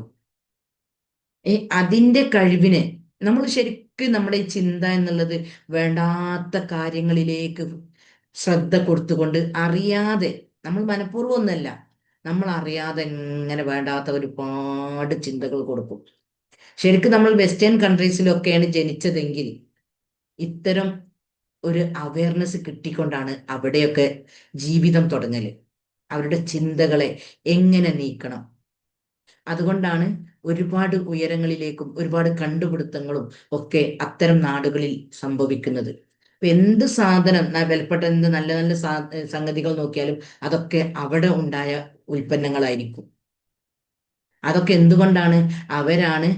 അവിടെയാണ് ഈ ജോസഫ് മർഫി ഉപബോധ മനസ്സിന്റെ ശക്തി എന്നുള്ള ആ ഒരു ബുക്കിലൂടെ, അതൊക്കെ ഇപ്പോൾ അടുത്ത കാലത്തൊക്കെ മലയാളത്തിലൊക്കെ ഇറങ്ങുന്നത്. ഇപ്പൊ ഈ ഉപബോധ മനസ്സിന് നമ്മൾ അതും ചിന്തിച്ച് കുത്തിരിക്കും, ഇതൊക്കെ ശരിയാണോ, ഇതൊക്കെ ഖുർആനിലുണ്ടോ? എന്നാലോ ഖുർആൻ നമ്മൾ മര്യാദയ്ക്കട് വായിക്കൂല. ഞാൻ ശരിക്ക് ഖുർആന് എന്നോട് ആ വ്യക്തി ചോദിച്ചപ്പോഴാണ് ഇത് ശരിക്ക് ഇതിനെപ്പറ്റി ഖുർആനിൽ പറയുന്നുണ്ടോ എന്നുള്ളൊരു ചിന്ത വന്നത്. അപ്പൊ എൻ്റെ ഉള്ളിലേക്ക് വന്നൊരായത്താണ് വനഫ്സിൻ വമാ സവ്വാഹ. ആത്മാവും അതിനെ ശരിപ്പെടുത്തിയവനും തന്നെയാണ് സത്യം. ഇതിലും വലിയ തെളിവ് ഞാൻ എന്താ വേണ്ടിയേ? സൃഷ്ടിച്ചോൻ പറയുമ്പോ. പക്ഷെ നമ്മളത്, കാരണം ആ വ്യക്തിക്ക് വേദന കുറഞ്ഞപ്പോ, അതാണ് ചോദിക്കാൻ കാരണം കേട്ടോ. വേദനയിൽ മാറ്റം വന്നപ്പം സ്വന്തം സഹോദരനോടൊക്കെ പറഞ്ഞതാ. അപ്പൊ അവര് ചോദിച്ച ചോദ്യമാണ്, ഇതൊക്കെ ഖുർആനിൽ പറയുന്നുണ്ടോ? ആ ഒരു ചോദ്യം വന്നപ്പോഴാണ് ഞാൻ ഈ പഠനം നടത്തിയത്. ശരി തന്നെയാണ്, ഖുർആനിൽ ഇതിനെപ്പറ്റി പറയുന്നുണ്ടോ? അന്നപ്പോ പഠിച്ച ആ ഒരു ചോദ്യം കേട്ട ഉടനെ അപ്പൊ എനിക്ക് ഇങ്ങനെ മറുപടി പറയാൻ തോന്നിയില്ല. പിന്നെ ഞാൻ എൻ്റെ ഉള്ളിലേക്ക് ചിന്തിച്ചപ്പോ ഈ ആയത്താണ് എൻ്റെ മനസ്സിലേക്ക് വന്നത്. ഉപബോധ മനസ്സിന്റെ ശരിക്ക് എല്ലാം നമ്മളെ മനസ്സിൽ നമുക്ക് രൂപപ്പെടുത്തിയാൽ തീർച്ചയായിട്ടും നേടാൻ പറ്റും. ഇപ്പൊ ഇന്ന് ക്ലാസ് തുടങ്ങുമ്പോൾ തന്നെ ഒരു വ്യക്തി പറഞ്ഞല്ലോ, ജോലി വേണം, സാമ്പത്തികമായിട്ട് വളരെ പ്രയാസത്തിലാണ്, മോളെ പഠിപ്പിക്കാനുണ്ട് എന്നൊക്കെ പറഞ്ഞപ്പോ എത്രയോ പ്രാവശ്യം ഞാൻ അവരോട് പറഞ്ഞ്, നിങ്ങൾ മനസ്സിൽ കാണുക. നിങ്ങൾക്കൊരു ജോലി കിട്ടുന്നതും ശമ്പളം കയ്യിൽ കിട്ടുന്നതും സാലറി എണ്ണുന്നതൊക്കെ നിങ്ങൾ മനസ്സിൽ കാണൂ, ശുഭപ്രതീക്ഷയോടെ നിൽക്കൂ, നിങ്ങൾക്ക് എന്തായാലും ജോലി കിട്ടും. അൽഹംദുലില്ലാ, ഇന്ന് ആ സന്തോഷാണ് ആ സഹോദരി തുടക്കത്തിൽ തന്നെ പങ്കുവെച്ചത്. ആ ഉപബോധ മനസ്സിനെ വർക്ക് ചെയ്യിപ്പിക്കാൻ കഴിഞ്ഞത് കൊണ്ടാണ് ആ വ്യക്തിക്ക് ആ വിജയം നേടാൻ പറ്റിയത്. അല്ലെങ്കിൽ ഇന്നും നിരാശയോട് കൂടി എനിക്ക് തരാൻ ആരുമില്ല, എനിക്ക് ജീവിക്കാൻ മാർഗമില്ല, ആരോഗ്യമുള്ള കാലത്ത്, അതായത് ഹസ്ബൻഡ് ഉള്ള കാലത്ത് അന്തസ്സോടെ ജീവിച്ച വ്യക്തിയാണ്. ഭർത്താക്കന്മാരുടെ മരണശേഷമാണല്ലോ ഒരുവിധം സ്ത്രീകളൊക്കെ എന്താ എങ്ങനെ ജീവിക്കും എന്നുള്ളൊരു ചോദ്യം നമ്മുടെ ഉള്ളിലേക്ക് കൊടുക്കല്. പക്ഷെ അങ്ങനെയുള്ളവരൊക്കെ ഉള്ളിലുള്ള ഉപബോധ മനസ്സിന്റെ കഴിവിനെ മനസ്സിലാക്കിയിരുന്നെങ്കിൽ ഒരു ടെൻഷനും ഇല്ലാതെ ജീവിക്കാൻ സാധിക്കും. അതിന് ഇത്തരം അറിവുകളൊന്നും നമുക്ക് ആരും പറഞ്ഞു തരുന്നില്ല. എല്ലാം വിധിയാണ്. ഒക്കെ നീ ക്ഷമിക്ക്, എനിക്കൊരു നല്ല കാലം വരും എന്നിങ്ങനെയാണ് നമ്മൾ കേൾക്കല്. ഈ നല്ല കാലം നമ്മുടെ ഉപബോധ മനസ്സ് ഉപയോഗിച്ച് നമ്മുടെ ചിന്തകളെ മാറ്റി നമ്മുടെ ലൈഫിൽ നേടാൻ കഴിയും എന്നുള്ള അറിവാണ് നമുക്കില്ലാത്തത്. അപ്പൊ അതാണ് വനഫ്സിൻ വമാ സവ്വാഹ. എന്ത് വേണമെങ്കിലും സാധിപ്പിക്കാനുള്ള കഴിവ് നമ്മുടെ ഉപബോധ മനസ്സിനുണ്ട്. പക്ഷെ അതിനെ ക്ലീൻ ചെയ്യണം. ഖദ് അഫ്ലഹ മൻ സക്കാഹ വഖദ് ഖാബ മൻ ദസ്സാഹ. അതിനെ ക്ലീൻ ചെയ്തവൻ വിജയിച്ചു, അതിനെ മലിനപ്പെടുത്തിയവൻ പരാജയപ്പെട്ടു. ഈ മലിനപ്പെടുത്തുക എന്ന് പറഞ്ഞാൽ ഒരു 65-70 വയസ്സായ ആളുകൾ, നിങ്ങളൊന്ന് ശ്രദ്ധിച്ചു നോക്കണ്ടി എന്ത് ഇക്കോലാവസ്ഥ. ഇന്നലെ ഞാനൊരു രോഗിനെ കാണാൻ പോയി. ആരോഗ്യമുള്ള സമയത്ത് നല്ല ഉഷാറില് ജോലിയും കാര്യങ്ങളൊക്കെ ആയിട്ട് ജീവിച്ച വ്യക്തിയാണ്.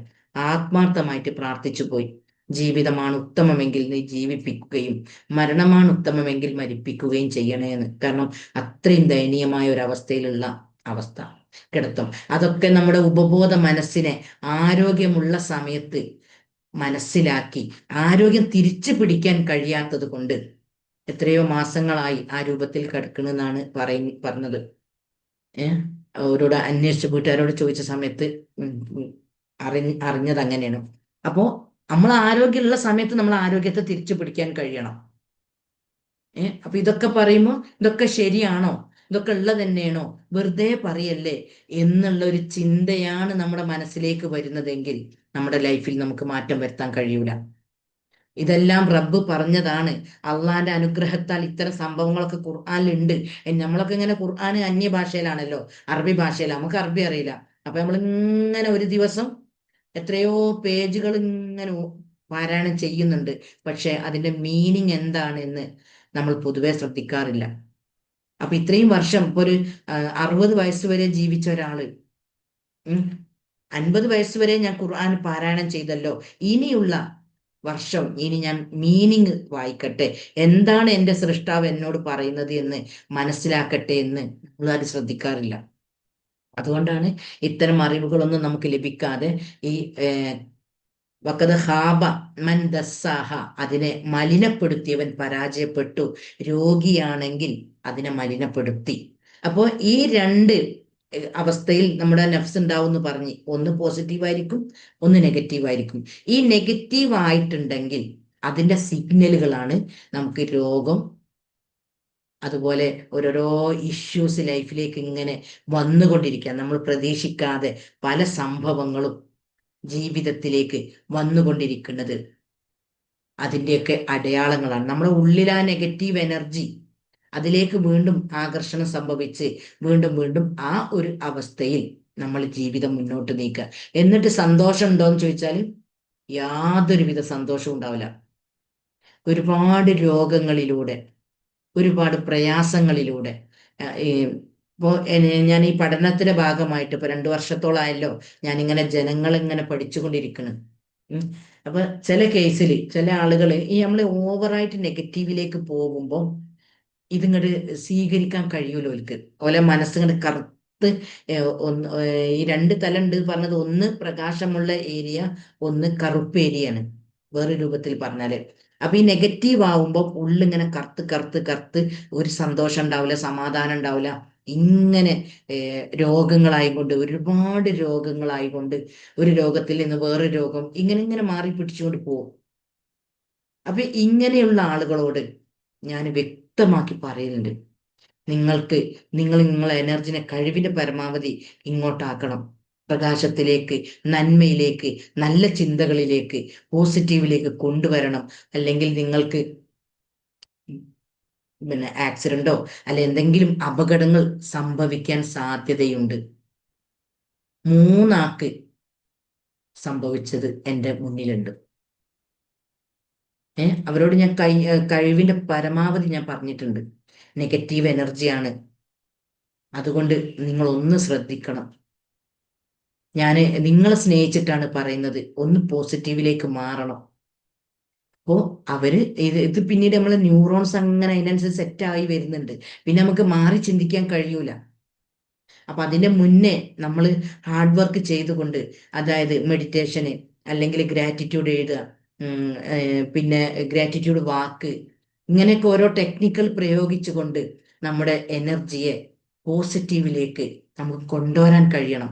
അപ്പോഴാണ് നമ്മുടെ ആഗ്രഹങ്ങളും സ്വപ്നങ്ങളും ഒക്കെ പോവണഞ്ഞുകൊണ്ട് നല്ല ഒരു ലൈഫിലേക്ക് നമുക്ക് എത്താൻ പറ്റുക. എന്നിട്ട് പിന്നെ പടച്ചോൻ എനിക്ക് ഇങ്ങനെയാണല്ലോ വിധിച്ചത്, എൻ്റെ അയൽപ്പക്കത്തും എൻ്റെ നാട്ടിലുണ്ട് എല്ലാവർക്കും, ബാക്കിയുള്ളവർക്കൊക്കെ എല്ലാം ഉണ്ട്, പണമുണ്ട്, ഓലെ മക്കളൊക്കെ കല്യാണം കഴിഞ്ഞ് പോകുന്നുണ്ട്, ഓലെ മക്കൾക്കൊക്കെ ജോലി ഉണ്ട്, എല്ലാവരും നല്ല സുഖത്തിലാണ്.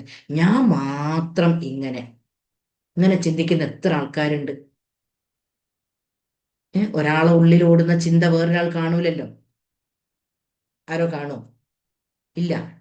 എന്നിട്ട് എല്ലാരും ഇങ്ങനെ ചിന്തിക്കണേ, ഞാൻ മാത്രം എന്താ അങ്ങനെ? എന്തുകൊണ്ടാണ്?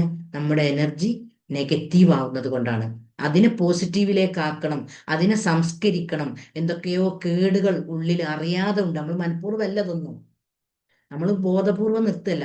അപ്പോൾ ഇതിന്റെയൊക്കെ ഭാഗമായിട്ട് ഇത് കേടായിട്ടുണ്ടെങ്കിൽ കേടാവുന്നതിന്റെ കുറച്ച് സിഗ്നൽ ഞാൻ പറഞ്ഞുതരാം. ഇപ്പോ നമ്മൾ ജീവിതമാണ് മുന്നോട്ട് പോയെടുക്കുന്നത്. അപ്പൊ നമ്മൾ അഭിപ്രായ വ്യത്യാസങ്ങളും ഇഷ്ടക്കേടുകളും നമുക്കെതിരെ, നമ്മൾ പറയുന്ന കാര്യങ്ങൾ കേൾക്കുന്ന ആളും ഉണ്ടാവും, കേൾക്കാത്തവരും ഉണ്ടാവും, അല്ലെങ്കിൽ നമുക്കെതിരെ പാര വെക്കുന്ന ആൾക്കാരുണ്ടാവും. ആളുകളുടെ മുന്നിലിട്ട് നമ്മളെ വഴക്ക് പറയുന്ന, ഇൻസൾട്ട് ചെയ്യുന്ന, മോശമായി ചിത്രീകരിക്കുന്ന ആളുകളൊക്കെ നമ്മൾ പെരുമാറുന്ന കൂട്ടത്തിലുണ്ടാവും. അപ്പൊ ഇങ്ങനെയുള്ള ആളുകളോട് നമുക്ക് ദേഷ്യമുണ്ടെങ്കിൽ, അവരോട് നമുക്ക് വല്ലാത്തൊരു വെറുപ്പ് ഫീൽ ചെയ്യുന്നുണ്ടെങ്കിൽ, നമ്മുടെ എനർജി നെഗറ്റീവ് ആയിട്ടുണ്ട്. പിന്നെ പെട്ടെന്ന് ദേഷ്യം വരുന്നുണ്ടെങ്കിൽ നമ്മുടെ എനർജി നെഗറ്റീവ് ആയിട്ടുണ്ട്. നമുക്ക് എല്ലാത്തിനും ഒരു സംശയമാണ്, ആരെന്ത് പറഞ്ഞാലും ഒക്കെ സംശയം, ഒക്കെ ശരിയാണോ, ഒക്കെ വെറുതെ പറയല്ലേ, ഇങ്ങനെ എല്ലാത്തിനും സംശയം ഫീൽ ചെയ്യുന്നുണ്ടെങ്കിൽ, ഇങ്ങനെയുള്ളതൊക്കെ എനർജി ഇതിനനുസരിച്ച് ഇങ്ങനെ വളരും. വളരുമ്പോ എന്താവും? അതിനനുസരിച്ചുള്ള സംഭവങ്ങളിലേക്ക് നമ്മൾ ഇങ്ങനെ അറിയാതെ ആകർഷണം സംഭവിച്ച് നമ്മുടെ സന്തോഷവും സമാധാനവും ഒക്കെ തകരും, അല്ലാതെ ഒന്നും സംഭവിക്കൂല. എന്നിട്ട് പിന്നെയും നമ്മൾ ചിന്തിക്കും എന്താണ് ഇങ്ങനെയെന്ന്. അപ്പോ ഞാൻ ഈ വിഷയം ഇപ്പൊ ഞാനും നിങ്ങളെ പോലെ തന്നെ അടുത്ത കാലത്താണ് എനിക്ക് ഇത്തരം അറിവുകൾ, 10 വർഷമായി ഞാൻ മനസ്സിനെ പറ്റി പഠിക്കുന്നുണ്ടെങ്കിലും ആകർഷണ സിദ്ധാന്തവും ഹിപ്നോട്ടിക് കൗൺസിലിങ്ങും EFTയും ഒക്കെ അടുത്ത കാലത്താണ് കിട്ടിയത്. ഈ ഹിപ്നോട്ടിക് കൗൺസിലിങ്ങിലാണ് മനസ്സിനെ പറ്റി കൂടുതൽ പഠനം കിട്ടുന്നത്. EFTയിൽ നമ്മൾ ഇമോഷൻസിനെ കളയാനുള്ള, ഇപ്പൊ എന്തെങ്കിലും പ്രശ്നങ്ങളിലൂടെ വരുന്ന ആളുകളോട് അവരുടെ വേരുകൾ കണ്ടെത്തി അവരുടെ പ്രശ്നത്തെ മനസ്സിൽ നിന്ന് കളയുമ്പോൾ ചിന്തകളെ മാറ്റാൻ സാധിക്കുകയും നല്ലൊരു അവസ്ഥയിലേക്ക് എത്താനും കഴിയും. അപ്പൊ ഇങ്ങനെ നമുക്ക് മറ്റുള്ളവരോട് ദേഷ്യമോ പകയോ വിദ്വേഷമോ ഒക്കെ ഉണ്ടെങ്കിൽ അത് നമ്മുടെ എനർജി നെഗറ്റീവ് ആയതുകൊണ്ടാണ്. അപ്പൊ ഇങ്ങനെയുള്ള ആളുകൾ എന്ത് ചെയ്യണം? ആ വെറുപ്പിനെ ഒഴിവാക്കി, അവര് എന്നോട് അങ്ങനെ പെരുമാറിയത് എൻ്റെ ലൈഫിൽ ഒരുപാട് വിജയം കിട്ടാനാണ്, എനിക്ക് സൃഷ്ടാവ് അങ്ങനെയൊക്കെയുള്ള അവസരങ്ങൾ തന്നതാണ് എൻ്റെ അനുഗ്രഹം. അപ്പൊ അതുകൊണ്ട് അവരെയാണ് ഞാൻ സ്നേഹിക്കുന്നത്. സ്വാഭാവികമായിട്ടും നമുക്ക് ഇങ്ങനെ ഒരു വെറുപ്പ് ഉണ്ടാവുമ്പോൾ നമുക്ക് അവരുടെ പരാജയമാണ് നമ്മൾ ഇഷ്ടപ്പെടുക. അവര് വിജയിക്കരുത്, അവർക്ക് എന്തെങ്കിലും അനുഗ്രഹങ്ങൾ കിട്ടിയെന്ന് കേൾക്കുമ്പോൾ ഇങ്ങനത്തെ മനസ്സുകൾ അസ്വസ്ഥമാവാൻ തുടങ്ങും. അപ്പം ഇത്തരം നമ്മളെ സമൂഹത്തിൽ കാണുന്ന ഒരുപാട് രോഗങ്ങളുടെയൊക്കെ പിന്നിൽ പ്രവർത്തിക്കുന്നത് ഇത്തരം സംഭവങ്ങളാണ്. അപ്പൊ എന്തൊക്കെ ഉണ്ടാവും? പെട്ടെന്ന് ദേഷ്യം വരും, അതേപോലെ ആരെങ്കിലും പെരുമാറ്റത്തിൽ വരുന്ന പ്രശ്നങ്ങളിൽ നമുക്ക് ഭയങ്കര വെറുപ്പ്, അവരെ തകർക്കാനുള്ള ഒരു ചിന്ത, ദേഷ്യം, അസൂയ, പക, ഇതൊക്കെ ഉണ്ടാവും. നമ്മുടെ എനർജി നെഗറ്റീവ് ആവും. പിന്നെ നമ്മുടെ മനസ്സിനൊരു സന്തോഷം ഫീൽ ചെയ്യൂല. എന്തുണ്ടായാലും അതിൽ സന്തോഷം കണ്ടെത്താൻ കഴിയില്ല. എത്രയോ ആളുകൾ എൻ്റെ അടുത്ത് വരുന്നവരൊക്കെ പറയുന്ന ഘടകാട്ടോ ഞാൻ ഈ പറയുന്നത്. പിന്നെ രോഗങ്ങൾ ഉണ്ടാവും, എന്തെങ്കിലും രോഗം മാറി മാറി വന്നുകൊണ്ടേയിരിക്കും. ഡോക്ടറെ അടുത്ത് പോകുമ്പോൾ അവര് മരുന്ന് തരും, നമ്മൾ വാങ്ങിപ്പോരും, വീട്ടിലെത്തി കുടിക്കും, കുറച്ചൊരു ആശ്വാസം ഉണ്ടാവും. പിന്നെ കാരണം എന്തൊക്കെയോ ഉള്ളിൽ നിന്ന് നമ്മുടെ ആത്മാവ് എനർജി കേടായതിന്റെ ഭാഗമാണ് നമ്മുടെ രോഗങ്ങൾ. എനർജി കേടായിട്ടില്ലെങ്കിൽ നമുക്ക് എന്തില്ല? കേടായിട്ടില്ലെങ്കിൽ നമുക്ക് എന്തില്ല? നിങ്ങൾ പറഞ്ഞേരി. നമുക്ക് രോഗമില്ല. എനർജി കേടായിട്ടുണ്ടെങ്കിൽ നമുക്ക് രോഗമുണ്ട്. എന്നിട്ട് മരുന്ന് എത്ര വരുന്ന കൗൺസിലിങ്ങിന് വരുന്ന എത്ര ആളുകളാ പറയുന്നത്. ഇപ്പൊ ഞാൻ എൻ്റെ ഇതിലൊരു വോയിസ് ഉണ്ട്, ഈ കൗൺസിലിങ്ങിന് എന്നോട് എൻ്റെ അടുത്തേക്ക് വരാൻ പറഞ്ഞിട്ട്, എൻ്റെ ക്ലാസ് അറ്റൻഡ് ചെയ്യാൻ പറഞ്ഞിട്ട് കാരണം പിന്നെ നമുക്ക് ഇങ്ങനെ മുന്നോട്ട് പോകും തോറും നമുക്ക് ഒന്നിനും മനസ്സുണ്ടാവില്ല, ക്ലാസ് ഒന്നും കേൾക്കാൻ ഇഷ്ടമുണ്ടാവില്ല. അങ്ങനെ ഞാൻ പറഞ്ഞ വോയിസും ഒരു നോമ്പിന്റെ മുന്നെയാണ് ഞാൻ ആ വ്യക്തി, എനിക്കൊരാൾ നമ്പർ തന്നതാണ്. ആ നമ്പറിൽ ഞാൻ ആ വ്യക്തിനെ വിളിക്കുകയാണ്. വിളിച്ചപ്പോൾ കാര്യങ്ങൾ ചോദിച്ചപ്പം എന്നോട് പറഞ്ഞ് ഇങ്ങനെ കുടുംബത്തിലൊക്കെ കുറെ ആളുകൾക്ക് ഇങ്ങനെ ക്യാൻസർ ആയത് കാരണം എനിക്കും ആ രോഗം ഉണ്ടാവുമോ എന്ന് പേടിച്ചിട്ട് പേടി വന്നു പോയി. അതിന്റെ ഭാഗമായിട്ട് ഇങ്ങനെ ആ പേടിക്ക് ശേഷമാണ് എനിക്ക് രോഗങ്ങൾ ഉണ്ടാവാൻ തുടങ്ങിയത് എന്ന് പറഞ്ഞ് അങ്ങനെ കുറേ ഡോക്ടേഴ്സിനെ കാണിച്ച് സൈക്കാട്രിസ്റ്റിനെ കാണിച്ച് മരുന്ന് കുടിക്കുന്നുണ്ട്. അപ്പോ ഇപ്രാവശ്യം ഞാൻ ആ വിളിക്കുന്നതിന്റെ മുന്നത്തെ പ്രാവശ്യം പോയപ്പം ഡോക്ടർ പറഞ്ഞല്ലോ ഒരു സൈക്കോളജിസ്റ്റിനെ കാണിക്കാൻ പറഞ്ഞു തന്നെ. അങ്ങനെയാണ് എൻ്റെ നമ്പർ ആ വ്യക്തിക്ക് ഒരാൾ കൊടുക്കുന്നത്. അപ്പോൾ ഞാൻ എന്നോട് അങ്ങനെ ആവശ്യപ്പെട്ടാൽ ഞാൻ പറഞ്ഞ രണ്ട് ഓപ്ഷൻ ഉണ്ട്, ഒന്നുകിൽ എൻ്റെ അടുത്തേക്ക് വരിക അല്ലെങ്കിൽ എൻ്റെ ക്ലാസ് അറ്റൻഡ് ചെയ്യുക. അപ്പോൾ ആ വ്യക്തിനോട് ഞാൻ നിങ്ങളെ അടുത്തേക്ക് വരാമെന്ന് പറഞ്ഞു. അങ്ങനെ വരുന്നത് കാണാത്തത് കൊണ്ട് ഞാൻ ആ വ്യക്തിനോട് പറഞ്ഞു ഞാൻ നിങ്ങളെ വീട്ടിലേക്ക് വരാം, കാരണം എനിക്കറിയാം ഇതിന്റെ ഗൗരവം എത്രത്തോളമാണ് എന്നുള്ളത്. കാരണം കുറേ ആളുകളിൽ പഠനം നടത്തുന്നത് കൊണ്ട് ജീവിതങ്ങളാണ് ഞാൻ പഠിക്കുന്നത്, അല്ലാതെ ഞാൻ ആടിമ്പടി കണ്ടതും കേട്ടതും ഒന്നല്ല. അന്നപ്പോ പഠിക്കുന്നത് കൊണ്ട് എനിക്കറിയാം ഇതിന്റെ അനന്തര ഭവിഷ്യത്ത് എന്താന്നുള്ളത്. അപ്പോ പിന്നെ ഞാൻ ആ നോമ്പ് അപ്പൊ എന്നോട് പറഞ്ഞു ഞാൻ നോമ്പിന്റെ മുന്നേ എന്തായാലും നിങ്ങളുടെ അടുത്തേക്ക് വരും, മോന് ഒഴിവില്ലാത്തോണ്ടാണ് വരുന്നത്. പിന്നെ നോമ്പിനെ കുറച്ച് ദിവസം മുന്നേ വിളിച്ചപ്പോ എന്നോട് പറഞ്ഞു എനിക്ക് വരാനുള്ള മനസ്സില്ല എന്നാണ്. അപ്പൊ ഞാനത് മനസ്സ് കണ്ടിന്, വരാൻ മനസ്സുണ്ടാവില്ല, ഇങ്ങനത്തെ ആളുകൾക്ക് ന്യൂറോൺസ് ഇങ്ങനെ അറിയാതെ സെറ്റായി പോകുന്നുണ്ട്. അപ്പൊ ഞാൻ പറഞ്ഞു എനിക്ക് ഉണ്ടാവില്ല എന്നുള്ളത് എനിക്കറിയാം, അതുകൊണ്ടാണ് ഞാൻ വിളിച്ചത്. എന്നാ ഞാൻ എന്തായാലും മോൻ വരട്ടെ, ഞാൻ വരാന്ന് പറഞ്ഞു. അങ്ങനെ പിന്നെ ഞാൻ ആ വ്യക്തിനെ, നമുക്കിപ്പോ ഒരാളെ മാത്രമല്ലല്ലോ ഓർമ്മ ഉണ്ടാല്. പിന്നെ നോമ്പ് കഴിഞ്ഞ് 2-3 ബാച്ചൊക്കെ കഴിഞ്ഞ് പിന്നെ ഈ പ്രാവശ്യത്തെ ബാച്ചില് ക്ലാസ് തുടങ്ങുന്നതിന്റെ തലേന്ന് പെട്ടെന്ന് ആ വ്യക്തിനെ മനസ്സിലേക്ക് ഓർമ്മ വന്ന്.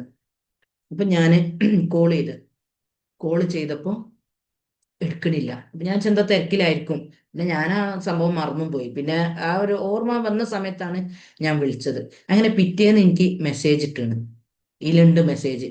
പക്ഷെ ആ സൗണ്ട് ആ വ്യക്തിക്ക് ഇഷ്ടമില്ലെങ്കിലോ എന്ന് വിചാരിച്ചിട്ടാണ് ഞങ്ങളെ കേൾപ്പിക്കാത്തത്. ഞാന് വീണ് തല പൊട്ടി, എത്ര സ്റ്റിച്ച് ഉണ്ട്, ഞാനിപ്പോ പറ്റ കിടപ്പിലാണ്, സംസാരിക്കാൻ പറ്റാത്തത് കൊണ്ട് എനിക്ക് ആരും ഫോണ് തരലില്ല. ഇപ്പൊ ഞാൻ നിങ്ങളെ മിസ് കോൾ കണ്ടത് കൊണ്ട് ഞാൻ നിങ്ങളോട് വിവരം പറയാണ്. അപ്പൊ ഞാൻ ഈ രംഗം കണ്ടിട്ടാണ് ആ വ്യക്തിനോട് ഞാൻ അങ്ങോട്ട് വരട്ടെ എന്ന് ചോദിച്ചത്. കാരണം ആ വ്യക്തിക്ക് ഏതാണോ വേണ്ടത്, ആക്സസ് ബാറും ഞാൻ പഠിച്ചിട്ടുണ്ട്, EFTയും ഞാൻ പഠിച്ചിട്ടുണ്ട്, ഹിപ്നോട്ടിക് തലവും മനസ്സിലാക്കിയിട്ടുണ്ട്. ആ വ്യക്തിനെ രക്ഷപ്പെടുത്താനുള്ള എല്ലാ ടൂളും എൻ്റെ കയ്യിലുണ്ട്. പക്ഷെ സ്വയം അംഗീകരിക്കാൻ ഞാൻ എന്ത് ചെയ്യും? അപ്പൊ അതുകൊണ്ട് ഇങ്ങനെയാണ് നമുക്ക് ഈ നെഗറ്റീവിലൂടെ പോകുമ്പോൾ, അതുകൊണ്ടാണ് പ്രത്യേകം നമ്മളോട് പറഞ്ഞത് ആത്മാവിനെ സംസ്കരിക്കുന്നവൻ വിജയം വരിക്കുന്നു. നമ്മൾ നെഗറ്റീവിലൂടെ ഇങ്ങനെ പോകുമ്പോൾ എന്തെങ്കിലുമൊക്കെ അവസരങ്ങളും സന്ദർഭങ്ങളും അവസ്ഥകളും ഒക്കെ ഉണ്ടാവും നമുക്ക് നെഗറ്റീവ് വരാന്, നമ്മുടെ എനർജി നെഗറ്റീവ് ആവാന്. അപ്പൊ ഇതിനെ നമുക്ക് ക്ലീൻ ആക്കണം, ഇതിനെ നമുക്ക് ശരിയാക്കണം. അപ്പോൾ നമ്മൾ ശരിയാക്കുമ്പോൾ നമ്മുടെ മനസ്സിൽ സന്തോഷങ്ങൾ ഫീൽ ചെയ്യാൻ തുടങ്ങും. സന്തോഷം ഫീൽ ചെയ്യുമ്പോൾ പിന്നീട് സന്തോഷമുള്ള അവസ്ഥയിലേക്ക് നമ്മൾ എത്തി നമ്മുടെ ആഗ്രഹങ്ങളും സ്വപ്നങ്ങളും ഒക്കെ പൂവണിഞ്ഞ് നല്ല ഒരു ജീവിതം, നമുക്ക് ഇഷ്ടപ്പെട്ട ഒരു ജീവിതം നമുക്ക് ജീവിക്കാൻ സാധിക്കും. ഇങ്ങനെ ഒരു വ്യക്തിന്റെ അല്ല, വേറെ 3 വ്യക്തികളുടെ അനുഭവം ഉണ്ട്. ഇതേപോലെ വേറൊരു വ്യക്തിനോടും ഞാൻ പറഞ്ഞതാണ്. കരഞ്ഞെന്നോട് പറയുന്ന സന്ദർഭത്തിൽ ഞാൻ പറഞ്ഞ ഈ ശ്രദ്ധിക്ക്, എനിക്കറിയാം ഇങ്ങനൊക്കെയാണ് പിന്നെ റിസൾട്ടുകൾ വരല്. പിന്നെ ഒരു 3 മാസത്തിന് ആ വ്യക്തിന്റെ അഡ്രസ്സ് ഇല്ല. 3 മാസം കഴിഞ്ഞ് പിന്നെ എനിക്ക് എൻ്റെ മുന്നിൽ ഒരുപാട് ആളുകൾ വരുന്നതുകൊണ്ട് ഒരാളെ മാത്രം കെയർ ചെയ്യാൻ കഴിയൂല, ഒരാളോട് മാത്രം കാര്യങ്ങൾ സംസാരിക്കാൻ കഴിയില്ല. പിന്നെ ഒരു 3 മാസം കഴിഞ്ഞപ്പോ ഒരു ദിവസം ഉണ്ട് മെസ്സേജ്. അപ്പൊ ഞാൻ പറഞ്ഞു എത്ര കാലമായി ഇപ്പൊ എന്റെ ശബ്ദം കേട്ടിട്ട് ഈ എന്നെ വിളിക്കണില്ല, ഞാൻ അന്നെയും വിളിക്കണില്ല, ഞാൻ ഓരോ ഇതിൽ പെട്ടുപോയി. അപ്പൊ എന്നോട് പറഞ്ഞ് ഞാന് വണ്ടി കാൽമലേക്ക് മറിഞ്ഞ് കാല് കാല് എല്ലൊക്കെ പൊട്ടി, ഞാൻ വാക്കർമലാണ്, 3 മാസം ഞാൻ എൻ്റെ വീട്ടിലായിരുന്നു, ഞാൻ പറ്റ കിടന്നു പോയി. ഇപ്പം വാക്കർമലായിട്ടുണ്ട്, പറ്റ ഇതായിപ്പോയി. അപ്പൊ ഇങ്ങനെ വേറെയും അനുഭവങ്ങളുണ്ട്, അതിന്റെ നാട്ടിൽ സംഭവിച്ച അപ്പോൾ പറയാൻ പറ്റില്ല. അപ്പൊ ഇങ്ങനെയുള്ള അനുഭവങ്ങൾ ഉള്ളത് കൊണ്ടാണ് ഈ നെഗറ്റീവ് എനർജി ആവുന്നതിൽ നിന്ന് നമ്മൾ നന്നായി ശ്രദ്ധിക്കണം. നമ്മൾ പോസിറ്റീവിലേക്ക് എത്തണം. എന്നിട്ട് പിന്നെ നമുക്ക് ഓരോന്ന് സംഭവിച്ചിട്ടല്ലല്ലോ നമ്മൾ നന്നാവാൻ പോകേണ്ടത്. അതിന്റെ മുന്നേ നമ്മൾ നന്നായാല് നമ്മുടെ ആരോഗ്യത്തെയും സന്തോഷത്തെയും സമാധാനത്തെയും ഒക്കെ നമുക്ക് തിരിച്ചു പിടിക്കാൻ കഴിയും. ഇതൊക്കെയാണ് ഖുർആൻ നമ്മളെ പഠിപ്പിക്കുന്നത്. അതുകൊണ്ടാണ് വനഫ്സിൻ വമാ സവ്വാഹ എനിക്ക് ഏറ്റവും കൂടുതൽ ഖുർആനിൽ ഇഷ്ടപ്പെട്ട ഒരായത്താണിത്. വമാ സവ്വാഹ എന്ന് സൃഷ്ടാവ് പറഞ്ഞിട്ടുണ്ടെങ്കിൽ അതിൽ നല്ലൊരു കണ്ടന്റ് ഉണ്ട്. അതിനെ സംസ്കരിക്കുക എന്നുള്ള, അതായത് അതിനെ ശരിപ്പെടുത്തി എന്ന് പറഞ്ഞപ്പോൾ ഞാൻ ഇപ്പൊ ഒരുപാട് ആളുകൾക്ക് ഇങ്ങനെ ആഗ്രഹങ്ങളും കാര്യങ്ങളും ഒക്കെ പറയുമ്പോൾ ഈ രൂപത്തിൽ കൈകാര്യം ചെയ്യൂ, ഇങ്ങനെ കാര്യങ്ങൾ നീക്കൂ, ഇങ്ങനെ അഫർമേഷൻ കൊടുക്കൂ എന്ന് പറയുമ്പോൾ അത് സാക്ഷാത്കരിച്ചതായിട്ടാണ് പിന്നീട് പറയുന്നത് കേൾക്കുന്നത്. അപ്പൊ ആ സവ്വാഹ എന്നുള്ളതിന്റെ അർത്ഥമാണ്, അതിന്റെ വിശദീകരണമായിട്ടാണ് എനിക്ക് ആ സംഭവം ഫീൽ ചെയ്യുന്നത്. അപ്പൊ അതുകൊണ്ട് നമുക്ക് കിട്ടിയ ഈ അനുഗ്രഹീത ജന്മം അത് അനുഗ്രഹമായി ഫീൽ ചെയ്യുവാനും നമ്മുടെ ഈ ജീവിതത്തെ നന്നായി ഇഷ്ടപ്പെട്ടുകൊണ്ട് സ്നേഹിച്ചുകൊണ്ട് ഇങ്ങനെയൊരു ജന്മം ലഭിച്ചതിന് എല്ലാ സമയത്തും ഓരോ സെക്കൻഡിലും ദിവസവും നമ്മൾ നന്ദി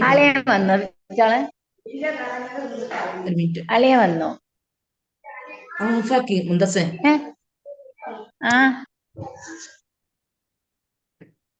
അടുക്കെ മ്യൂട്ടാക്കിയ കൈ നിർത്ത.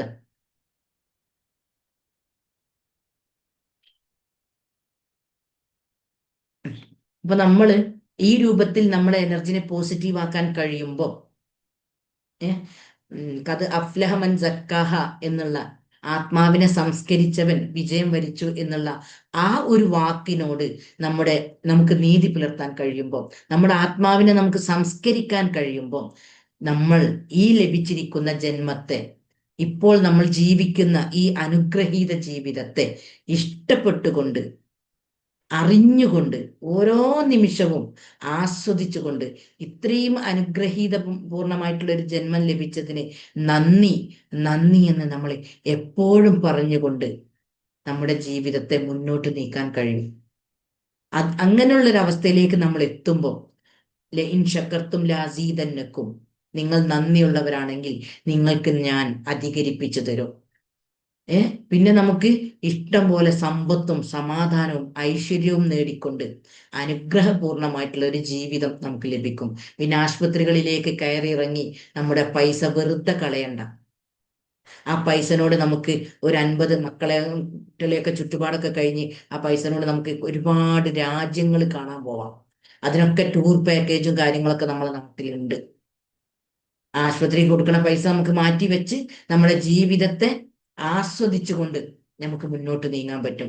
അല്ലെങ്കിൽ ഏതെങ്കിലും പാവപ്പെട്ട ആളുകൾക്ക് ധർമ്മം കൊടുത്തുകൊണ്ട് അവരുടെ പ്രാർത്ഥനയിലൂടെ നമുക്ക് ഉയരാൻ സാധിക്കും. ഇങ്ങനെ ഒരുപാട് ഓപ്ഷന്, വെറുതെ ഓപ്പറേഷത്തിനും അതിനും ഇതിനുമായിക്കൊണ്ട് നമ്മളെ അധ്വാനിക്കുന്ന പണം അനാവശ്യമായി ഹോസ്പിറ്റലുകളിലേക്ക് തള്ളിക്കൊടുത്ത് നമ്മുടെ ജീവിതത്തെ നരകതുല്യമാക്കേണ്ട ഒരു ആവശ്യവുമില്ല എന്ന് പറഞ്ഞ കണ്ടന്റുകൾ മനസ്സിലാക്കി അതിനെ സംസ്കരിക്കാൻ എന്തൊക്കെയാണ് ഇനി ഞാൻ ചെയ്യേണ്ടത്, സ്വന്തം ഉള്ളിലേക്ക് ചിന്തകൾ കൊടുത്തുകൊണ്ട്, എൻ്റെ ക്ലാസ്സുകളൊക്കെ അറ്റൻഡ് ചെയ്ത ആളുകളാണെങ്കിൽ അവർക്ക് കിട്ടിയ വീഡിയോസ് ഒക്കെ നന്നായി കേട്ടുകൊണ്ട് ഉപബോധ മനസ്സിന് ഈ കഴിവുകൾ ഉണ്ട് എന്ന് ശരിക്ക് വിശ്വാസം കൊടുത്തുകൊണ്ട് കിടക്കുന്ന സമയത്തൊക്കെ ഇത്തരം അഫർമേഷനുകളും വിഷ്വലൈസേഷനും ഒക്കെ കണ്ടുകൊണ്ട് നമ്മുടെ ജീവിതത്തെ സുന്ദരമാക്കുക.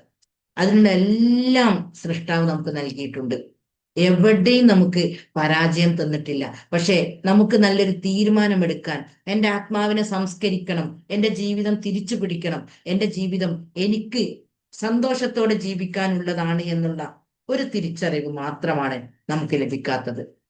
അതുകൊണ്ട് നമ്മളിങ്ങനെ കഷ്ടപ്പാടും പ്രയാസങ്ങളും വീണ്ടും വീണ്ടും കഷ്ടപ്പാടിലേക്കും ദുരിതങ്ങളിലേക്കും അട്രാക്ട് ചെയ്തുകൊണ്ട്, എന്താണ് പഠിച്ചോനെ എനിക്ക് ഇങ്ങനെ മാത്രം ജീവിതത്തിൽ കിട്ടുന്നത്, എന്ത് തെറ്റാ ഞാൻ ചെയ്തത് എന്നൊക്കെ ചോദിച്ചുകൊണ്ട് നല്ലൊരു ജീവിതത്തെ മലിനമാക്കാതെ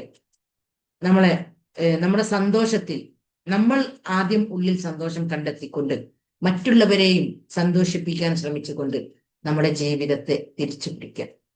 ഓക്കെ, അതിന് എനിക്കും നിങ്ങൾക്കും സാധിക്കട്ടെ എന്ന് ആത്മാർത്ഥമായി സൃഷ്ടാവിനോട് പ്രാർത്ഥിക്കുകയാണ്. നമുക്ക് നല്ല സൽപ്രവർത്തനങ്ങൾ ചെയ്തുകൊണ്ട് നമ്മുടെ ആത്മാവിനെ പോസിറ്റീവ് ആക്കിക്കൊണ്ട് ആത്മാവിനെ സംസ്കരിച്ചുകൊണ്ട് സൃഷ്ടാവ് എങ്ങനെയാണോ നമുക്ക് ഈ എനർജി തന്നത്, നഫ്സ് തന്നത്, അതുപോലെ തന്നെ തിരിച്ചു കൊടുക്കാൻ സാധിച്ചുകൊണ്ട് നമ്മൾ ഈ ഭൂമിയിലേക്ക് വരുമ്പോൾ നമ്മളെ ജനനത്തിൽ ചുറ്റിലുമുള്ളവർ സന്തോഷിക്കുമ്പോൾ നമ്മൾ കരയാണ് ചെയ്തത്. കാരണം ആ ഉമ്മയുടെ ഗർഭപാത്രത്തിൽ നിൽക്കുമ്പോൾ നമുക്കറിയൂല ഇങ്ങനൊരു ലോകം നമ്മളെ മുന്നിലുണ്ട് എന്നുള്ളത്. നമ്മൾ വിചാരിച്ചത് അത് മാത്രമാണ് ലോകം എന്നാണ്. അങ്ങനെ നമ്മൾ മറ്റുള്ളവർ ചിരിച്ചു, നമ്മൾ കരഞ്ഞു. ഇനി നമ്മൾ ഇവിടെ നിന്ന് പുറത്തേക്ക് പോകുമ്പോൾ നമുക്കറിയാം മരണമുണ്ട് എന്ന്. ഉമ്മയുടെ ഗർഭപാത്രത്തിൽ നിൽക്കുമ്പോഴുള്ള അവസ്ഥയല്ല ഇപ്പം ജീവിക്കുമ്പോഴത്. ഇത് നമുക്കറിയാം, മരണമുണ്ട്, ഇനിയൊരു ലോകം നമ്മൾ അനുഭവിക്കാനുണ്ട് എന്ന് നമുക്കറിയാം. അപ്പോ ആ ഒരു ലോകത്തെ സുന്ദരമായി വരവേൽക്കാൻ നമ്മുടെ ആത്മാവിനെ സംസ്കരിച്ചുകൊണ്ട്, നമ്മളിവിടെ രോഗവും കഷ്ടപ്പാടും സാമ്പത്തിക പ്രയാസവും ഒക്കെ അനുഭവിച്ചുകൊണ്ടാണ് ജീവിക്കുന്നതെങ്കിൽ എങ്ങനെ നമുക്ക് അവിടെ അത് കിട്ടല്? നമ്മുടെ ഈ എനർജി എന്താണോ സൃഷ്ടാവ് എടുക്കുമ്പോഴുള്ളത് അതന്നെയല്ലേ നമുക്ക് തുടർന്ന് കിട്ടത്. അതിലില്ലാത്ത നമുക്ക് തരാൻ കഴിയോ? ശരിക്കും നമ്മൾ ഒക്കെ ചിന്തിക്കുന്നത് നമുക്ക് അവിടെ സ്വർഗം നമ്മൾ കാത്തു നിൽക്കുകയാണെന്ന്. നമ്മൾ ചെയ്യുന്ന പ്രവൃത്തി നമ്മൾ ആത്മാവിനെ സംസ്കരിച്ചിട്ടുണ്ടോ? എനിക്ക് ഒരുപാട് രോഗങ്ങളുണ്ടോ? എന്തുകൊണ്ട് എനിക്ക് രോഗമുണ്ടാവുന്നു? കാരണം ഞാനൊക്കെ ഈ രോഗത്തുനിന്ന് ഇപ്പൊ സംസ്കരണത്തിന്റെ ഭാഗമായി രോഗമില്ലാത്ത അവസ്ഥയിലേക്ക് എത്തിപ്പെട്ടു. അപ്പൊ ഇങ്ങനെ എല്ലാവർക്കും എത്താൻ പറ്റും ആത്മാവിനെ സംസ്കരിക്കുന്നതിലൂടെ. സംസ്കരിക്കാൻ നമ്മൾ ശ്രദ്ധിക്കേണ്ട കുറെ ഘടകങ്ങളുണ്ട്. അതിലൊന്നാണ് ഈ പെട്ടെന്ന് ദേഷ്യം ഉണ്ടെങ്കിൽ ആ ഇമോഷന് എന്തോ ഒരു പ്രശ്നം ഉണ്ടാവും, ആ ദേഷ്യം വരാന് ആ ഇമോഷൻസിനെ കളയാം. അതേപോലെ മറ്റുള്ളവരോട് പകയും വിദ്വേഷവും ഒക്കെ ഉണ്ടെങ്കിൽ അതൊക്കെ കളഞ്ഞുകൊണ്ട്, അതൊക്കെ ഒഴിവാക്കിക്കൊണ്ട് നമ്മളെ വേദനിപ്പിച്ച ആളുകൾക്ക് നമ്മൾ നിരുപാധികം വിട്ടുവീഴ്ച ചെയ്തു സന്തോഷത്തോടെ അവര് ഉയരണം, എന്റെ ശത്രു വിജയിക്കണം എന്ന് നമ്മൾ എപ്പോ തീരുമാനിക്കുന്നു അവിടെ നമുക്ക് മാറ്റം ഉണ്ടാവും. ഇങ്ങനെ നമ്മുടെ ആത്മാവിനെ സംസ്കരിച്ച് നമുക്ക് നമ്മുടെ ജീവിതം ഭംഗിയായിക്കൊണ്ട് മുന്നോട്ട് നീക്കാൻ കഴിയും. എല്ലാവർക്കും സാധിക്കട്ടെ എന്ന് ഒരിക്കൽ കൂടി ആത്മാർത്ഥമായി പ്രപഞ്ച സൃഷ്ടാവിനോട്, അള്ളാഹുവിനോട് പ്രാർത്ഥിച്ചുകൊണ്ട് ഈ പ്രോഗ്രാമിൽ പങ്കെടുക്കാനുള്ള, ഈ ക്ലാസ് അറ്റൻഡ് ചെയ്യാനുള്ള സന്മനസ് കാണിച്ചതിന് എല്ലാവർക്കും ഹൃദയത്തിന്റെ അടിത്തട്ടിൽ നിന്നും ഞാൻ നന്ദി പ്രകാശിപ്പിക്കുന്നു. ഇനി ആർക്കെന്താ സംശയമുണ്ടോ? യൂസ്ഫുൾ ആയോ ഇന്നത്തെ ക്ലാസ്?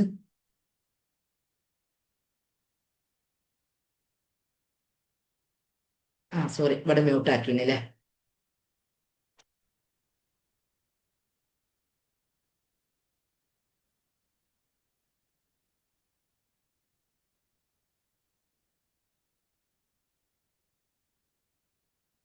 ഹസീന, ഓക്കെ. ഹസീന എന്തേലും കണ്ണൂരാ അല്ലെങ്കിൽ Ernakulam? Haseena Siddiqa, yes or no? അസ്സലാമലൈക്കും. വലൈക്കും സലാം. ഇപ്പൊ നല്ല ക്ലാസ് ആയിരുന്നു. പിന്നെ നിങ്ങൾ അനുഭവത്തിലൂടെ പറയുന്നതായതുകൊണ്ട് നമുക്ക് നന്നായിട്ട് മനസ്സിലാക്കാൻ പറ്റും. ആരൊന്ന് പറയുന്ന ആള്? അസ്മ. അസ്മ. അത് ശരിയാ. ഞാൻ വിളിക്കണം. ഞാൻ മെഡിറ്റേഷൻ ചെയ്തിരുന്നോ? ആ ആ അനുഭവത്തിന്റെ അനുഭവത്തിൽ കൂടെ വരുമ്പോ അനുഭവങ്ങൾ. ഞാൻ ഈ ലോ ഓഫ് അട്രാക്ഷൻ എന്നുള്ളത് ശരിക്കും ഇതൊക്കെ ഖുർആനാണ് നമ്മളെ പഠിപ്പിക്കുന്നത്. പക്ഷെ എന്തുകൊണ്ടോ നമ്മുടെ പൂർവികർക്കൊന്നും ഈ ഒരു ആശയം ഉൾക്കൊള്ളാൻ കഴിഞ്ഞില്ല. എന്നിട്ട് നമ്മളെയൊക്കെ ഒരുപാട് ആളുകളുടെ ലൈഫിൽ പ്രശ്നങ്ങളും പ്രയാസങ്ങളും ഒക്കെ കാണുമ്പോൾ അതൊക്കെ വിധിയാണ്, അതൊക്കെ പരീക്ഷണമാണ്, ഈ ക്ഷമിച്ചാളാ, ഇതാണ് നമ്മൾ കേട്ട് വളർന്നു പോകുന്നത്. ഞാൻ എന്റെയൊക്കെ ലൈഫിൽ ഇങ്ങനെയുള്ള ഒരു അവസ്ഥ എത്രയോ പ്രാവശ്യം ഞാൻ ചിന്തിച്ചിട്ടുണ്ട്. എന്താ പഠിച്ചോ എനിക്ക് മാത്രം ഇങ്ങനെ വിധിച്ചത്? സത്യം ഞാൻ പറയുന്നത്. എന്താ എനിക്ക് മാത്രം ഇങ്ങനെ വിധിച്ചു? വേറുള്ളവരൊക്കെ നമ്മൾ നോക്കുമ്പോൾ ഓലൊക്കെ ഹാപ്പിനെസ്സിലും ഒരുപാട് പണവും ഒരുപാട് നല്ല ഐശ്വര്യത്തിലും ജീവിക്കണത്. ഓലുള്ള നമുക്കറിയില്ലല്ലോ. ശരിയാണ്. അപ്പൊ ഉത്തരം കിട്ടിയത് ഇത്തരം പഠനങ്ങളിലൂടെയാണ്. നമ്മൾ തന്നെയാണ് ഇതിന്റെ പ്രതി എന്ന് മനസ്സിലാകുമ്പോഴാണ് നമുക്ക് മാറ്റം വരല്. ഇതിപ്പോ എല്ലാം എന്റെ വിധിയാന്ന് പറയുമ്പോൾ നമ്മൾ മാറി ചിന്തിക്കുന്നില്ല. ഒന്ന് ആലോചിച്ച് നോക്കേണ്ട ആ വിഷയം അല്ലേ? നമ്മളെ ഉള്ളിൽ വരണം അല്ലേ മാറ്റം? നമ്മുടെ ഉള്ളിൽ നമ്മളെ ഉള്ളിൽ നിന്ന് നമ്മളെ ഇമോഷൻസ് പുറത്തേക്ക് പോകുമ്പോഴാണ് മാറ്റങ്ങൾ വരല്. ആ നമ്മളെ സങ്കടപ്പെടുത്തിയ, വേദനിപ്പിച്ച, വിഷമിപ്പിച്ചൊക്കെ ഒരുപാട് സ്റ്റോർ ഉള്ളിലുണ്ട് സബ് കോൺഷ്യസ് മൈൻഡിൽ. ഇപ്പൊ നമ്മള് ഒരു കൃഷിഭൂമിയിൽ ഒരു വിത്തിടുമ്പോ എന്താ ചെയ്യല്? മണ്ണിന്റെ ഉള്ളിലാക്കല്ലേ ചെയ്യാ? വെറും മണ്ണിന്റെ ഉള്ളിലേക്കാണ് കൊണ്ടുപോയിടലാണോ? അല്ല, അല്ല. നിലമൊരുക്കണം ആദ്യം. യെസ്. ഒരു കൃഷിക്കാരൻ എന്ത് ചെയ്യും? അവിടെയുള്ള കളകളൊക്കെ പറിച്ചൊഴിവാക്കി ആ മണ്ണൊക്കെ ഒന്ന് കിളച്ച് അതിലുള്ള വളം, ഇതൊക്കെ ജൈവവളമൊക്കെ ചേർത്ത് എന്നിട്ടാണ് വിത്തിടുന്നത്. അതിന്റെ കൂടെ. അപ്പൊ അത് എന്തിനാ അങ്ങനെ പാകപ്പെടുത്തുന്നത്? അതിന് നല്ലൊരു ഉൽപ്പന്നം, വരാൻ ബൈ വേണ്ടിട്ട്. പ്രൊഡക്ഷൻ ഉണ്ടാവാന്. മറ്റുള്ള ഇപ്പൊ നമ്മളൊരു വീട് ഉണ്ടാക്കുകയാണെങ്കിൽ എന്താ നമ്മള് എത്ര ആളോട് പ്ലാൻ വരപ്പിക്കും അല്ലെ? അതിന് നല്ലൊക്കെ അല്ലേ നമ്മൾ ഉണ്ടാക്കല്? യെസ്. ഒരു കാറ് വാങ്ങുകയാണെങ്കിൽ നമ്മള് ഭയങ്കര കെയറിങ്ങാ. പക്ഷെ സ്വന്തം നഫ്സിനെ, സ്വന്തം ആത്മാവിനെ, സ്വന്തം ലൈഫ് ഇങ്ങനെയൊക്കെ എന്തുകൊണ്ട് അതൊന്നും നമ്മൾ ചിന്തിക്കാറില്ല. അത് നമ്മൾ ചിന്തിക്കും, ഓലാരക്കോ എന്തൊക്കോ എങ്ങനൊക്കോ, അതിലങ്ങോട്ട് നമ്മളെ ചിന്ത പോലെ. നമ്മളെ ഉള്ളില് പണ്ടത്തെ പാസ്റ്റ് ഇമോഷൻസ് എന്തൊക്കെയോ സ്റ്റോർ ഉണ്ട്. അതുകൊണ്ടാണ് നല്ല ചിന്തകൾ വരാത്തത്, ശുഭപ്രതീക്ഷ ഇല്ലാത്തത്, നല്ലൊരു ലൈഫിലേക്ക് എത്താത്തത്. ഇങ്ങനെ നമ്മൾ ചിന്തിക്കാറില്ല. ഉണ്ടോ? സത്യം പറഞ്ഞ അതെ, അതെ. ത്യാഗത്തെ സംബന്ധിച്ച് നമ്മൾ മനസ്സിലാക്കിയത് എത്രയോ അബദ്ധ ധാരണകളാ ആ അല്ലേ? ആ പിന്നെ ഞാൻ ഒന്നും പറയല്ല. എപ്പോ നമ്മള് പള്ളികളിലേക്കൊക്കെ പോകുന്ന ആളുകളാണെങ്കിൽ അവിടെ നബിമാരുടെ ചരിത്രങ്ങൾ മാത്രമാണ് നമ്മൾ കേൾക്കുന്നത്. എന്നോട് എത്രയോ ആളുകൾ പങ്കുവെച്ച ഒരാശയാട്ടോ. ഞാൻ അതിനെ കുറ്റപ്പെടുത്തി ഇതാക്കുന്നല്ല. ശരിക്കും നമ്മളൊക്കെ ഇപ്പൊ ഈ 50 വയസ്സായ ഒരാള് എല്ലാ വെള്ളിയും പള്ളിയിൽ പോകുന്നുണ്ടെങ്കിൽ ഈ പ്രവാചകന്മാരെ തന്നെ കേൾക്കുമ്പോ അയാൾക്ക് എന്തെങ്കിലും ഒരു പുതിയത് കിട്ടുന്നുണ്ടോ?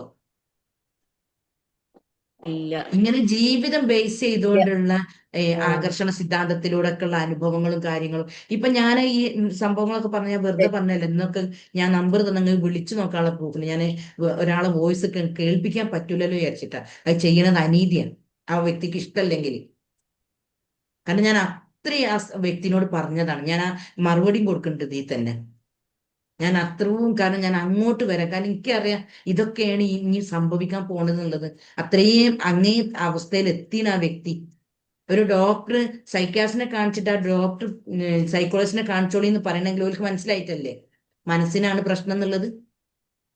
വെറുതെ മരുന്ന് കുടിച്ച് കുടിച്ച് എത്ര മരുന്ന് ആ വ്യക്തി കുടിച്ച് എത്രയോ വർഷങ്ങളോളായി കഴിക്കുന്നത്. ഇപ്പൊ എന്തായി? ഇപ്പം കൂടുതൽ പ്രയാസങ്ങളിലേക്ക്. അപ്പം കുട്ടികളൊക്കെ പറയുന്നുണ്ട് എന്ന് പറഞ്ഞിട്ടാണ് ഞാൻ വീട്ടിലേക്ക് വരാന്ന് പറഞ്ഞത്. എനിക്ക് വീട് പോലും അറിയില്ല. കണ്ടെത്തി ചോദിച്ച്, എനിക്കറിയാം ഇങ്ങനെ നെഗറ്റീവായ ആളുകള് ഉള്ളിങ്ങോട്ട് ഇതാവും. ഒന്നിനും താല്പര്യം ഉണ്ടാവില്ല. വീട്ടിലെ പണി മര്യാദ ഒക്കെ ഞാൻ ചോദിക്കുന്നതൊക്കെ ഓല് ഓക്കെ പറയുന്നുണ്ട് എന്നോട്. യെസ്. നമുക്കുണ്ടാവുമല്ലോ ഒരു അടയാളങ്ങൾ ഉണ്ടാവും. എത്രത്തോളം ഇത് ഷാർപ്പിലേക്ക് എത്തീന്ന്, എത്രത്തോളം ഇത് ഗൗരവത്തിലേക്ക് എത്തീന്ന്. മറ്റേ വണ്ടി കാൽമ വീണ വ്യക്തിനോടും എന്നോട് കരഞ്ഞ് പറഞ്ഞപ്പം ഒരു കണ്ടീഷൻ വെച്ചിന് ഞാൻ. കണ്ടീഷൻ മീൻസ് അവളുടെ ലൈഫ് ബേസ് ചെയ്തുകൊണ്ട് മാറേണ്ട ഒരു ഘടകം ഞാൻ പറഞ്ഞു കൊടുത്തത്. പക്ഷെ അത് വർഷങ്ങളോളായി മാറാൻ പറ്റാത്തത് കൊണ്ടാണ് ഓക്ക് മാറ്റാൻ പറ്റിയിട്ടില്ല. അങ്ങനെയാണ് എന്നോട് കരഞ്ഞ് അങ്ങനെ ഇതാവുകയാണെന്നൊക്കെ പറഞ്ഞപ്പോൾ ഞാൻ പറഞ്ഞു, ഈ ദയവ് ചെയ്ത് എന്റെ എനർജിനെ പോസിറ്റീവ് ആക്ക്, അല്ലെങ്കിൽ എനിക്ക് ഭയങ്കര പ്രശ്നം വരാൻ പോകുന്നുണ്ട്. പിന്നെ എന്നോട് മിണ്ടിയില്ല 3-4 മാസത്തിന്. അത്രയും ക്ലോസാ ഞങ്ങള്. പിന്നെ കുറേ കഴിഞ്ഞതിന് ശേഷമാണ് പിന്നെ പിന്നെ എന്നെ അറിയിക്കണം. പറഞ്ഞു ഞാൻ എന്റെ തിരക്കിൽ ഞാൻ വിട്ടു പോവാണ്. അങ്ങനെ അപ്പൊ ഈ വ്യക്തിനെ ഞാൻ മറന്നുപോയി. നോമ്പിന്റെ മുന്നെയാണ് ഞാൻ ആ വ്യക്തിനെ കോണ്ടാക്ട് ചെയ്തത്. അപ്പൊ നമ്മുടെ ലൈഫ് രക്ഷപ്പെടാൻ താല്പര്യം ഉണ്ടെങ്കിൽ നമ്മുടെ എനർജിനെ പോസിറ്റീവ് ആക്കിക്കൊണ്ട്, കാരണം കേരളത്തിൽ 70-80% നെഗറ്റീവാണുള്ളത്.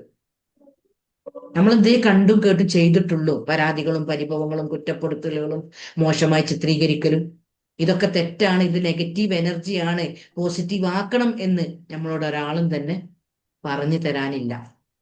ഖുർആൻ നമ്മളോട് അതില്ലേ പറഞ്ഞ ചിന്തിക്കുന്നവർക്ക് ദൃഷ്ടാന്തമുണ്ട്. ദൃഷ്ടാന്തമുണ്ട്. അഫലാ തഅഖിലൂൻ, നിങ്ങൾ പക്ഷെ ചിന്തിക്കുന്നില്ലയോ? ലൈൻ നമ്മുടെ ചിന്ത വളരുന്നില്ല. എല്ലാം അതെ. ഖുർആന്റെ കണ്ടന്റ് ആണ്. പക്ഷെ സ്വീകരിച്ചത് വെസ്റ്റേൺ കൺട്രീസുകാരാണ്. ആത്മാർത്ഥമായി അതിനെ ഫോളോ ചെയ്യുന്നത് അവരാണ്. ഉം. അവര് അവരുടെ ലൈഫിനെ ഹാപ്പിനെസ്സിലൂടെ എങ്ങനെയൊക്കെ നിലനിർത്താം അതിനുള്ള എല്ലാ മാർഗങ്ങളും അവർ സ്വീകരിച്ചിട്ടുണ്ട്. നമ്മൾ നമ്മുടെ ലൈഫിനെ എങ്ങനൊക്കെ ദുഃഖത്തിലും ദുരിതത്തിലും കഷ്ടപ്പാടിലും സങ്കടങ്ങളിലും ആക്കാൻ പറ്റുമോ അത്രയും നമ്മളും സ്വീകരിച്ചിട്ടുണ്ട്. പക്ഷെ ഐശ്വര്യം എന്ന് പറയുമ്പോ വലിയ പണക്കാരാകുക അതല്ലല്ലോ അല്ലേ? ഐശ്വര്യം എന്ന് പറയുന്നത് റീന സംതൃപ്തി ഉള്ള ഉം, പ്രസന്റ് ലൈഫില് നമ്മൾ സംതൃപ്തരാണോ ഉം, അവരാണ് ഐശ്വര്യമുള്ളവര്. ഉം. ഏ? അപ്പൊ അത് നമുക്ക് പൈസ കൊടുത്ത് വാങ്ങാൻ കിട്ടൂല. അത് നമ്മുടെ ഉള്ളിൽ നമ്മൾ ഉണ്ടാക്കണം. അതൊക്കെ ഖുർആൻ ബേസ് ചെയ്തുകൊണ്ട് എല്ലാ ഘടകങ്ങളും പറയുന്നുണ്ട്. ഇനി ഞാൻ അടുത്ത ഞായറാഴ്ച EFT EFTയെ കുറിച്ച് ഖുർആനിൽ എന്ത് പറയുന്നു എന്നുള്ളതാണ് അടുത്ത ഞായറാഴ്ച ടോപ്പിക്. ഇൻഷാ അല്ലാ. ഓക്കെ. ആ ഓക്കെ. എന്നാ ശരി നമുക്ക് എന്നാല്. താങ്ക് നമുക്കൊരു യു. അസ്സലാമലൈക്കും. നല്ല ക്ലാസ് ആയിരുന്നു. അസ്സലാമലൈക്കും. എന്താണ്? ഒരു ഹീലിംഗ് വെക്കണം നമുക്ക്. ഒരു ദിവസം ഒരു ഹീലിംഗ് ഉണ്ടായാല് ആ രാത്രി. ആ അപ്പൊ അതന്നെ. നമുക്കത് ആദ്യമൊക്കെ ഉണ്ടായിരുന്നല്ലോ, അപ്പൊ ഇല്ലല്ലോ അത്. ഇല്ല, നാളെ 7 മണിക്ക് ആക്കിയാലോ? നാളെ 7 മണിക്ക് എന്തായാലും ആക്കുന്നാല്. 7 മണിക്കോ? ആ 7 7 മണിക്ക് മണിക്ക് നിങ്ങൾക്ക് കയറാൻ കഴിയോ? ഇല്ല. 8 മണിക്കായാൽ 8 മണിക്ക് എന്റെ മറ്റേ ക്ലാസ് ഉണ്ട്, പെയ്ഡ് ക്ലാസ്. നിങ്ങൾ വെച്ചോളി വെച്ചോളി. 9:30 ആക്കാം. 9:30 ആക്കിയാ കഴിയോ? താങ്ക്സ് മുബീന. ആരാ? ഫൗസിയ VK. അസ്സലാമലൈക്കും. എന്താണ്? കമർജാന വിളിച്ചില്ല. ഓള് അറിഞ്ഞില്ല. ഓളെ ഞാൻ അറിഞ്ഞില്ല. ഞാനാണ് വിളിച്ചാൽ വിളിച്ചില്ല. മറന്നു. ഞാൻ വിളിച്ചാൽ മറന്നു. നമ്മൾ ക്ലാസ് എടുത്തോണ്ട് ഇപ്പൊ കേറണ്ട വിചാരിച്ചിട്ട് ആദ്യം വിളിച്ചിനെ. എന്തോ എന്തോ പരിപാടി പെട്ടിട്ടുണ്ടാവും. എന്നാലും ഒക്കെ ഈ പറഞ്ഞ കണ്ടന്റുകളൊക്കെ thank you ma'am. Welcome thank you. Welcome. അസ്സലാമലൈക്കും. വലൈക്കും സലാം. ഞാൻ ഹസീന, എറണാകുളം. അസീന സിദ്ദീഖ്. മനസ്സിലായി, ആ, എറണാകുളം. ആ. എന്തായാലും ഞാൻ മാമിന്റെ ക്ലാസ്സിൽ കയറിയിട്ട് എനിക്ക് നല്ല വ്യത്യാസമുണ്ട്. ഇപ്പൊ ക്ലാസ്സിൽ ഹെൽത്ത് ഒക്കെ എന്തായി? കയറിയപ്പോഴാണ് ഏ അടിപൊളി, സൂപ്പർ. ആ, നന്നായി മാറ്റം വരുന്നുണ്ട് അല്ലേ ഹെൽത്ത്? പിന്നെ ഞാൻ പറയാൻ വന്നതേ, ആ നമുക്ക് ഇങ്ങനെ നമ്മുടെ അക്കൗണ്ടിലോട്ട് ഇത്ര ലക്ഷം രൂപ അക്കൗണ്ടിലോട്ട് വന്നെന്ന് എഴുതി വെക്കണോന്ന് പറഞ്ഞല്ലോ. ആ അത് ഞാൻ എഴുതി വെച്ചപ്പോ ഞാൻ എഴുതി വെച്ചത് കുറഞ്ഞു പോയി. 1 ലക്ഷമാണ് എഴുതി വെച്ചത്. ആ ഞാൻ 1 ഇന്നലെ ലക്ഷം വന്ന്. ഹസ്ബൻഡിനോട് ചോദിച്ച് 1 ലക്ഷത്തിൽ കൂടുതൽ വന്ന് അൽഹംദുലില്ലാ. അപ്പൊ ഞാൻ ഹസ്ബൻഡിനോട് ചോദിച്ച് ആ നമുക്ക് കഴിഞ്ഞ മാസം എത്ര ലക്ഷം രൂപ നമ്മുടെ അക്കൗണ്ടിലോട്ട് വന്ന് എന്നിട്ട് പറഞ്ഞു 1 ലക്ഷം അല്ല, അതിൽ കൂടുതൽ വന്നെന്ന് പറഞ്ഞു. ആ അപ്പൊ അത് പറയാൻ വേണ്ടി ഞാൻ അടുക്കളയിൽ തന്നെ എഴുതി വെച്ചത്. അപ്പൊ വരുന്നവര് ചോദിച്ചിട്ടാ, ആ ഇതെന്താണ് നീ 1 ലക്ഷം ഒന്ന് എഴുതിയത്? ഞാൻ പറഞ്ഞ അതുണ്ട്, അതൊരു കാര്യമാണെന്ന് പറഞ്ഞു. ആ ഇപ്പോ പറയുന്ന സംഗതികളൊക്കെ ശരിയാണ് എന്നുള്ളത് മനസ്സിലായില്ലേ നമ്മുടെ ലൈഫിൽ? മനസ്സിലായി. ആ നമ്മുടെ ചിന്ത മാറ്റിയപ്പോ യെസ്, നമുക്ക് അറിയുന്നില്ല അതാണ് ഇങ്ങനെയുള്ള കാര്യങ്ങളൊക്കെ ഉണ്ടെന്ന്. ഖുറാനിൽ പറയുന്നത് നഫ്സിൻ വമാ സവ്വാഹ. ഒക്കെ നമ്മളെ ഉള്ളിലുണ്ട്, അതെ. പക്ഷെ നമുക്ക് പ്രയോഗിക്കാൻ അറിയില്ല. ഇന്നലെ ഒരു സംഭവം ഉണ്ടായി. ആ ഞാൻ കുറി കൂടിയിട്ടുണ്ടായിരുന്നേ. ആ കുറിയുടെ പൈസ കൊണ്ടേ കൊടുത്തിട്ട് ഞാൻ പറഞ്ഞു, ഈ കുറി എനിക്ക് എടുത്തേനോട്ടാന്ന് പറഞ്ഞു. പറഞ്ഞാൽ ആരും വിശ്വസിക്കില്ല. ഞാൻ പൈസ കൊടുത്തിട്ട് പോന്ന് ആ കുറി എനിക്ക് കിട്ടി. ആരാണ്? ഓഫാക്കി, മൈക്ക് ഓഫാക്കി, വലുത് കേൾക്കണില്ല.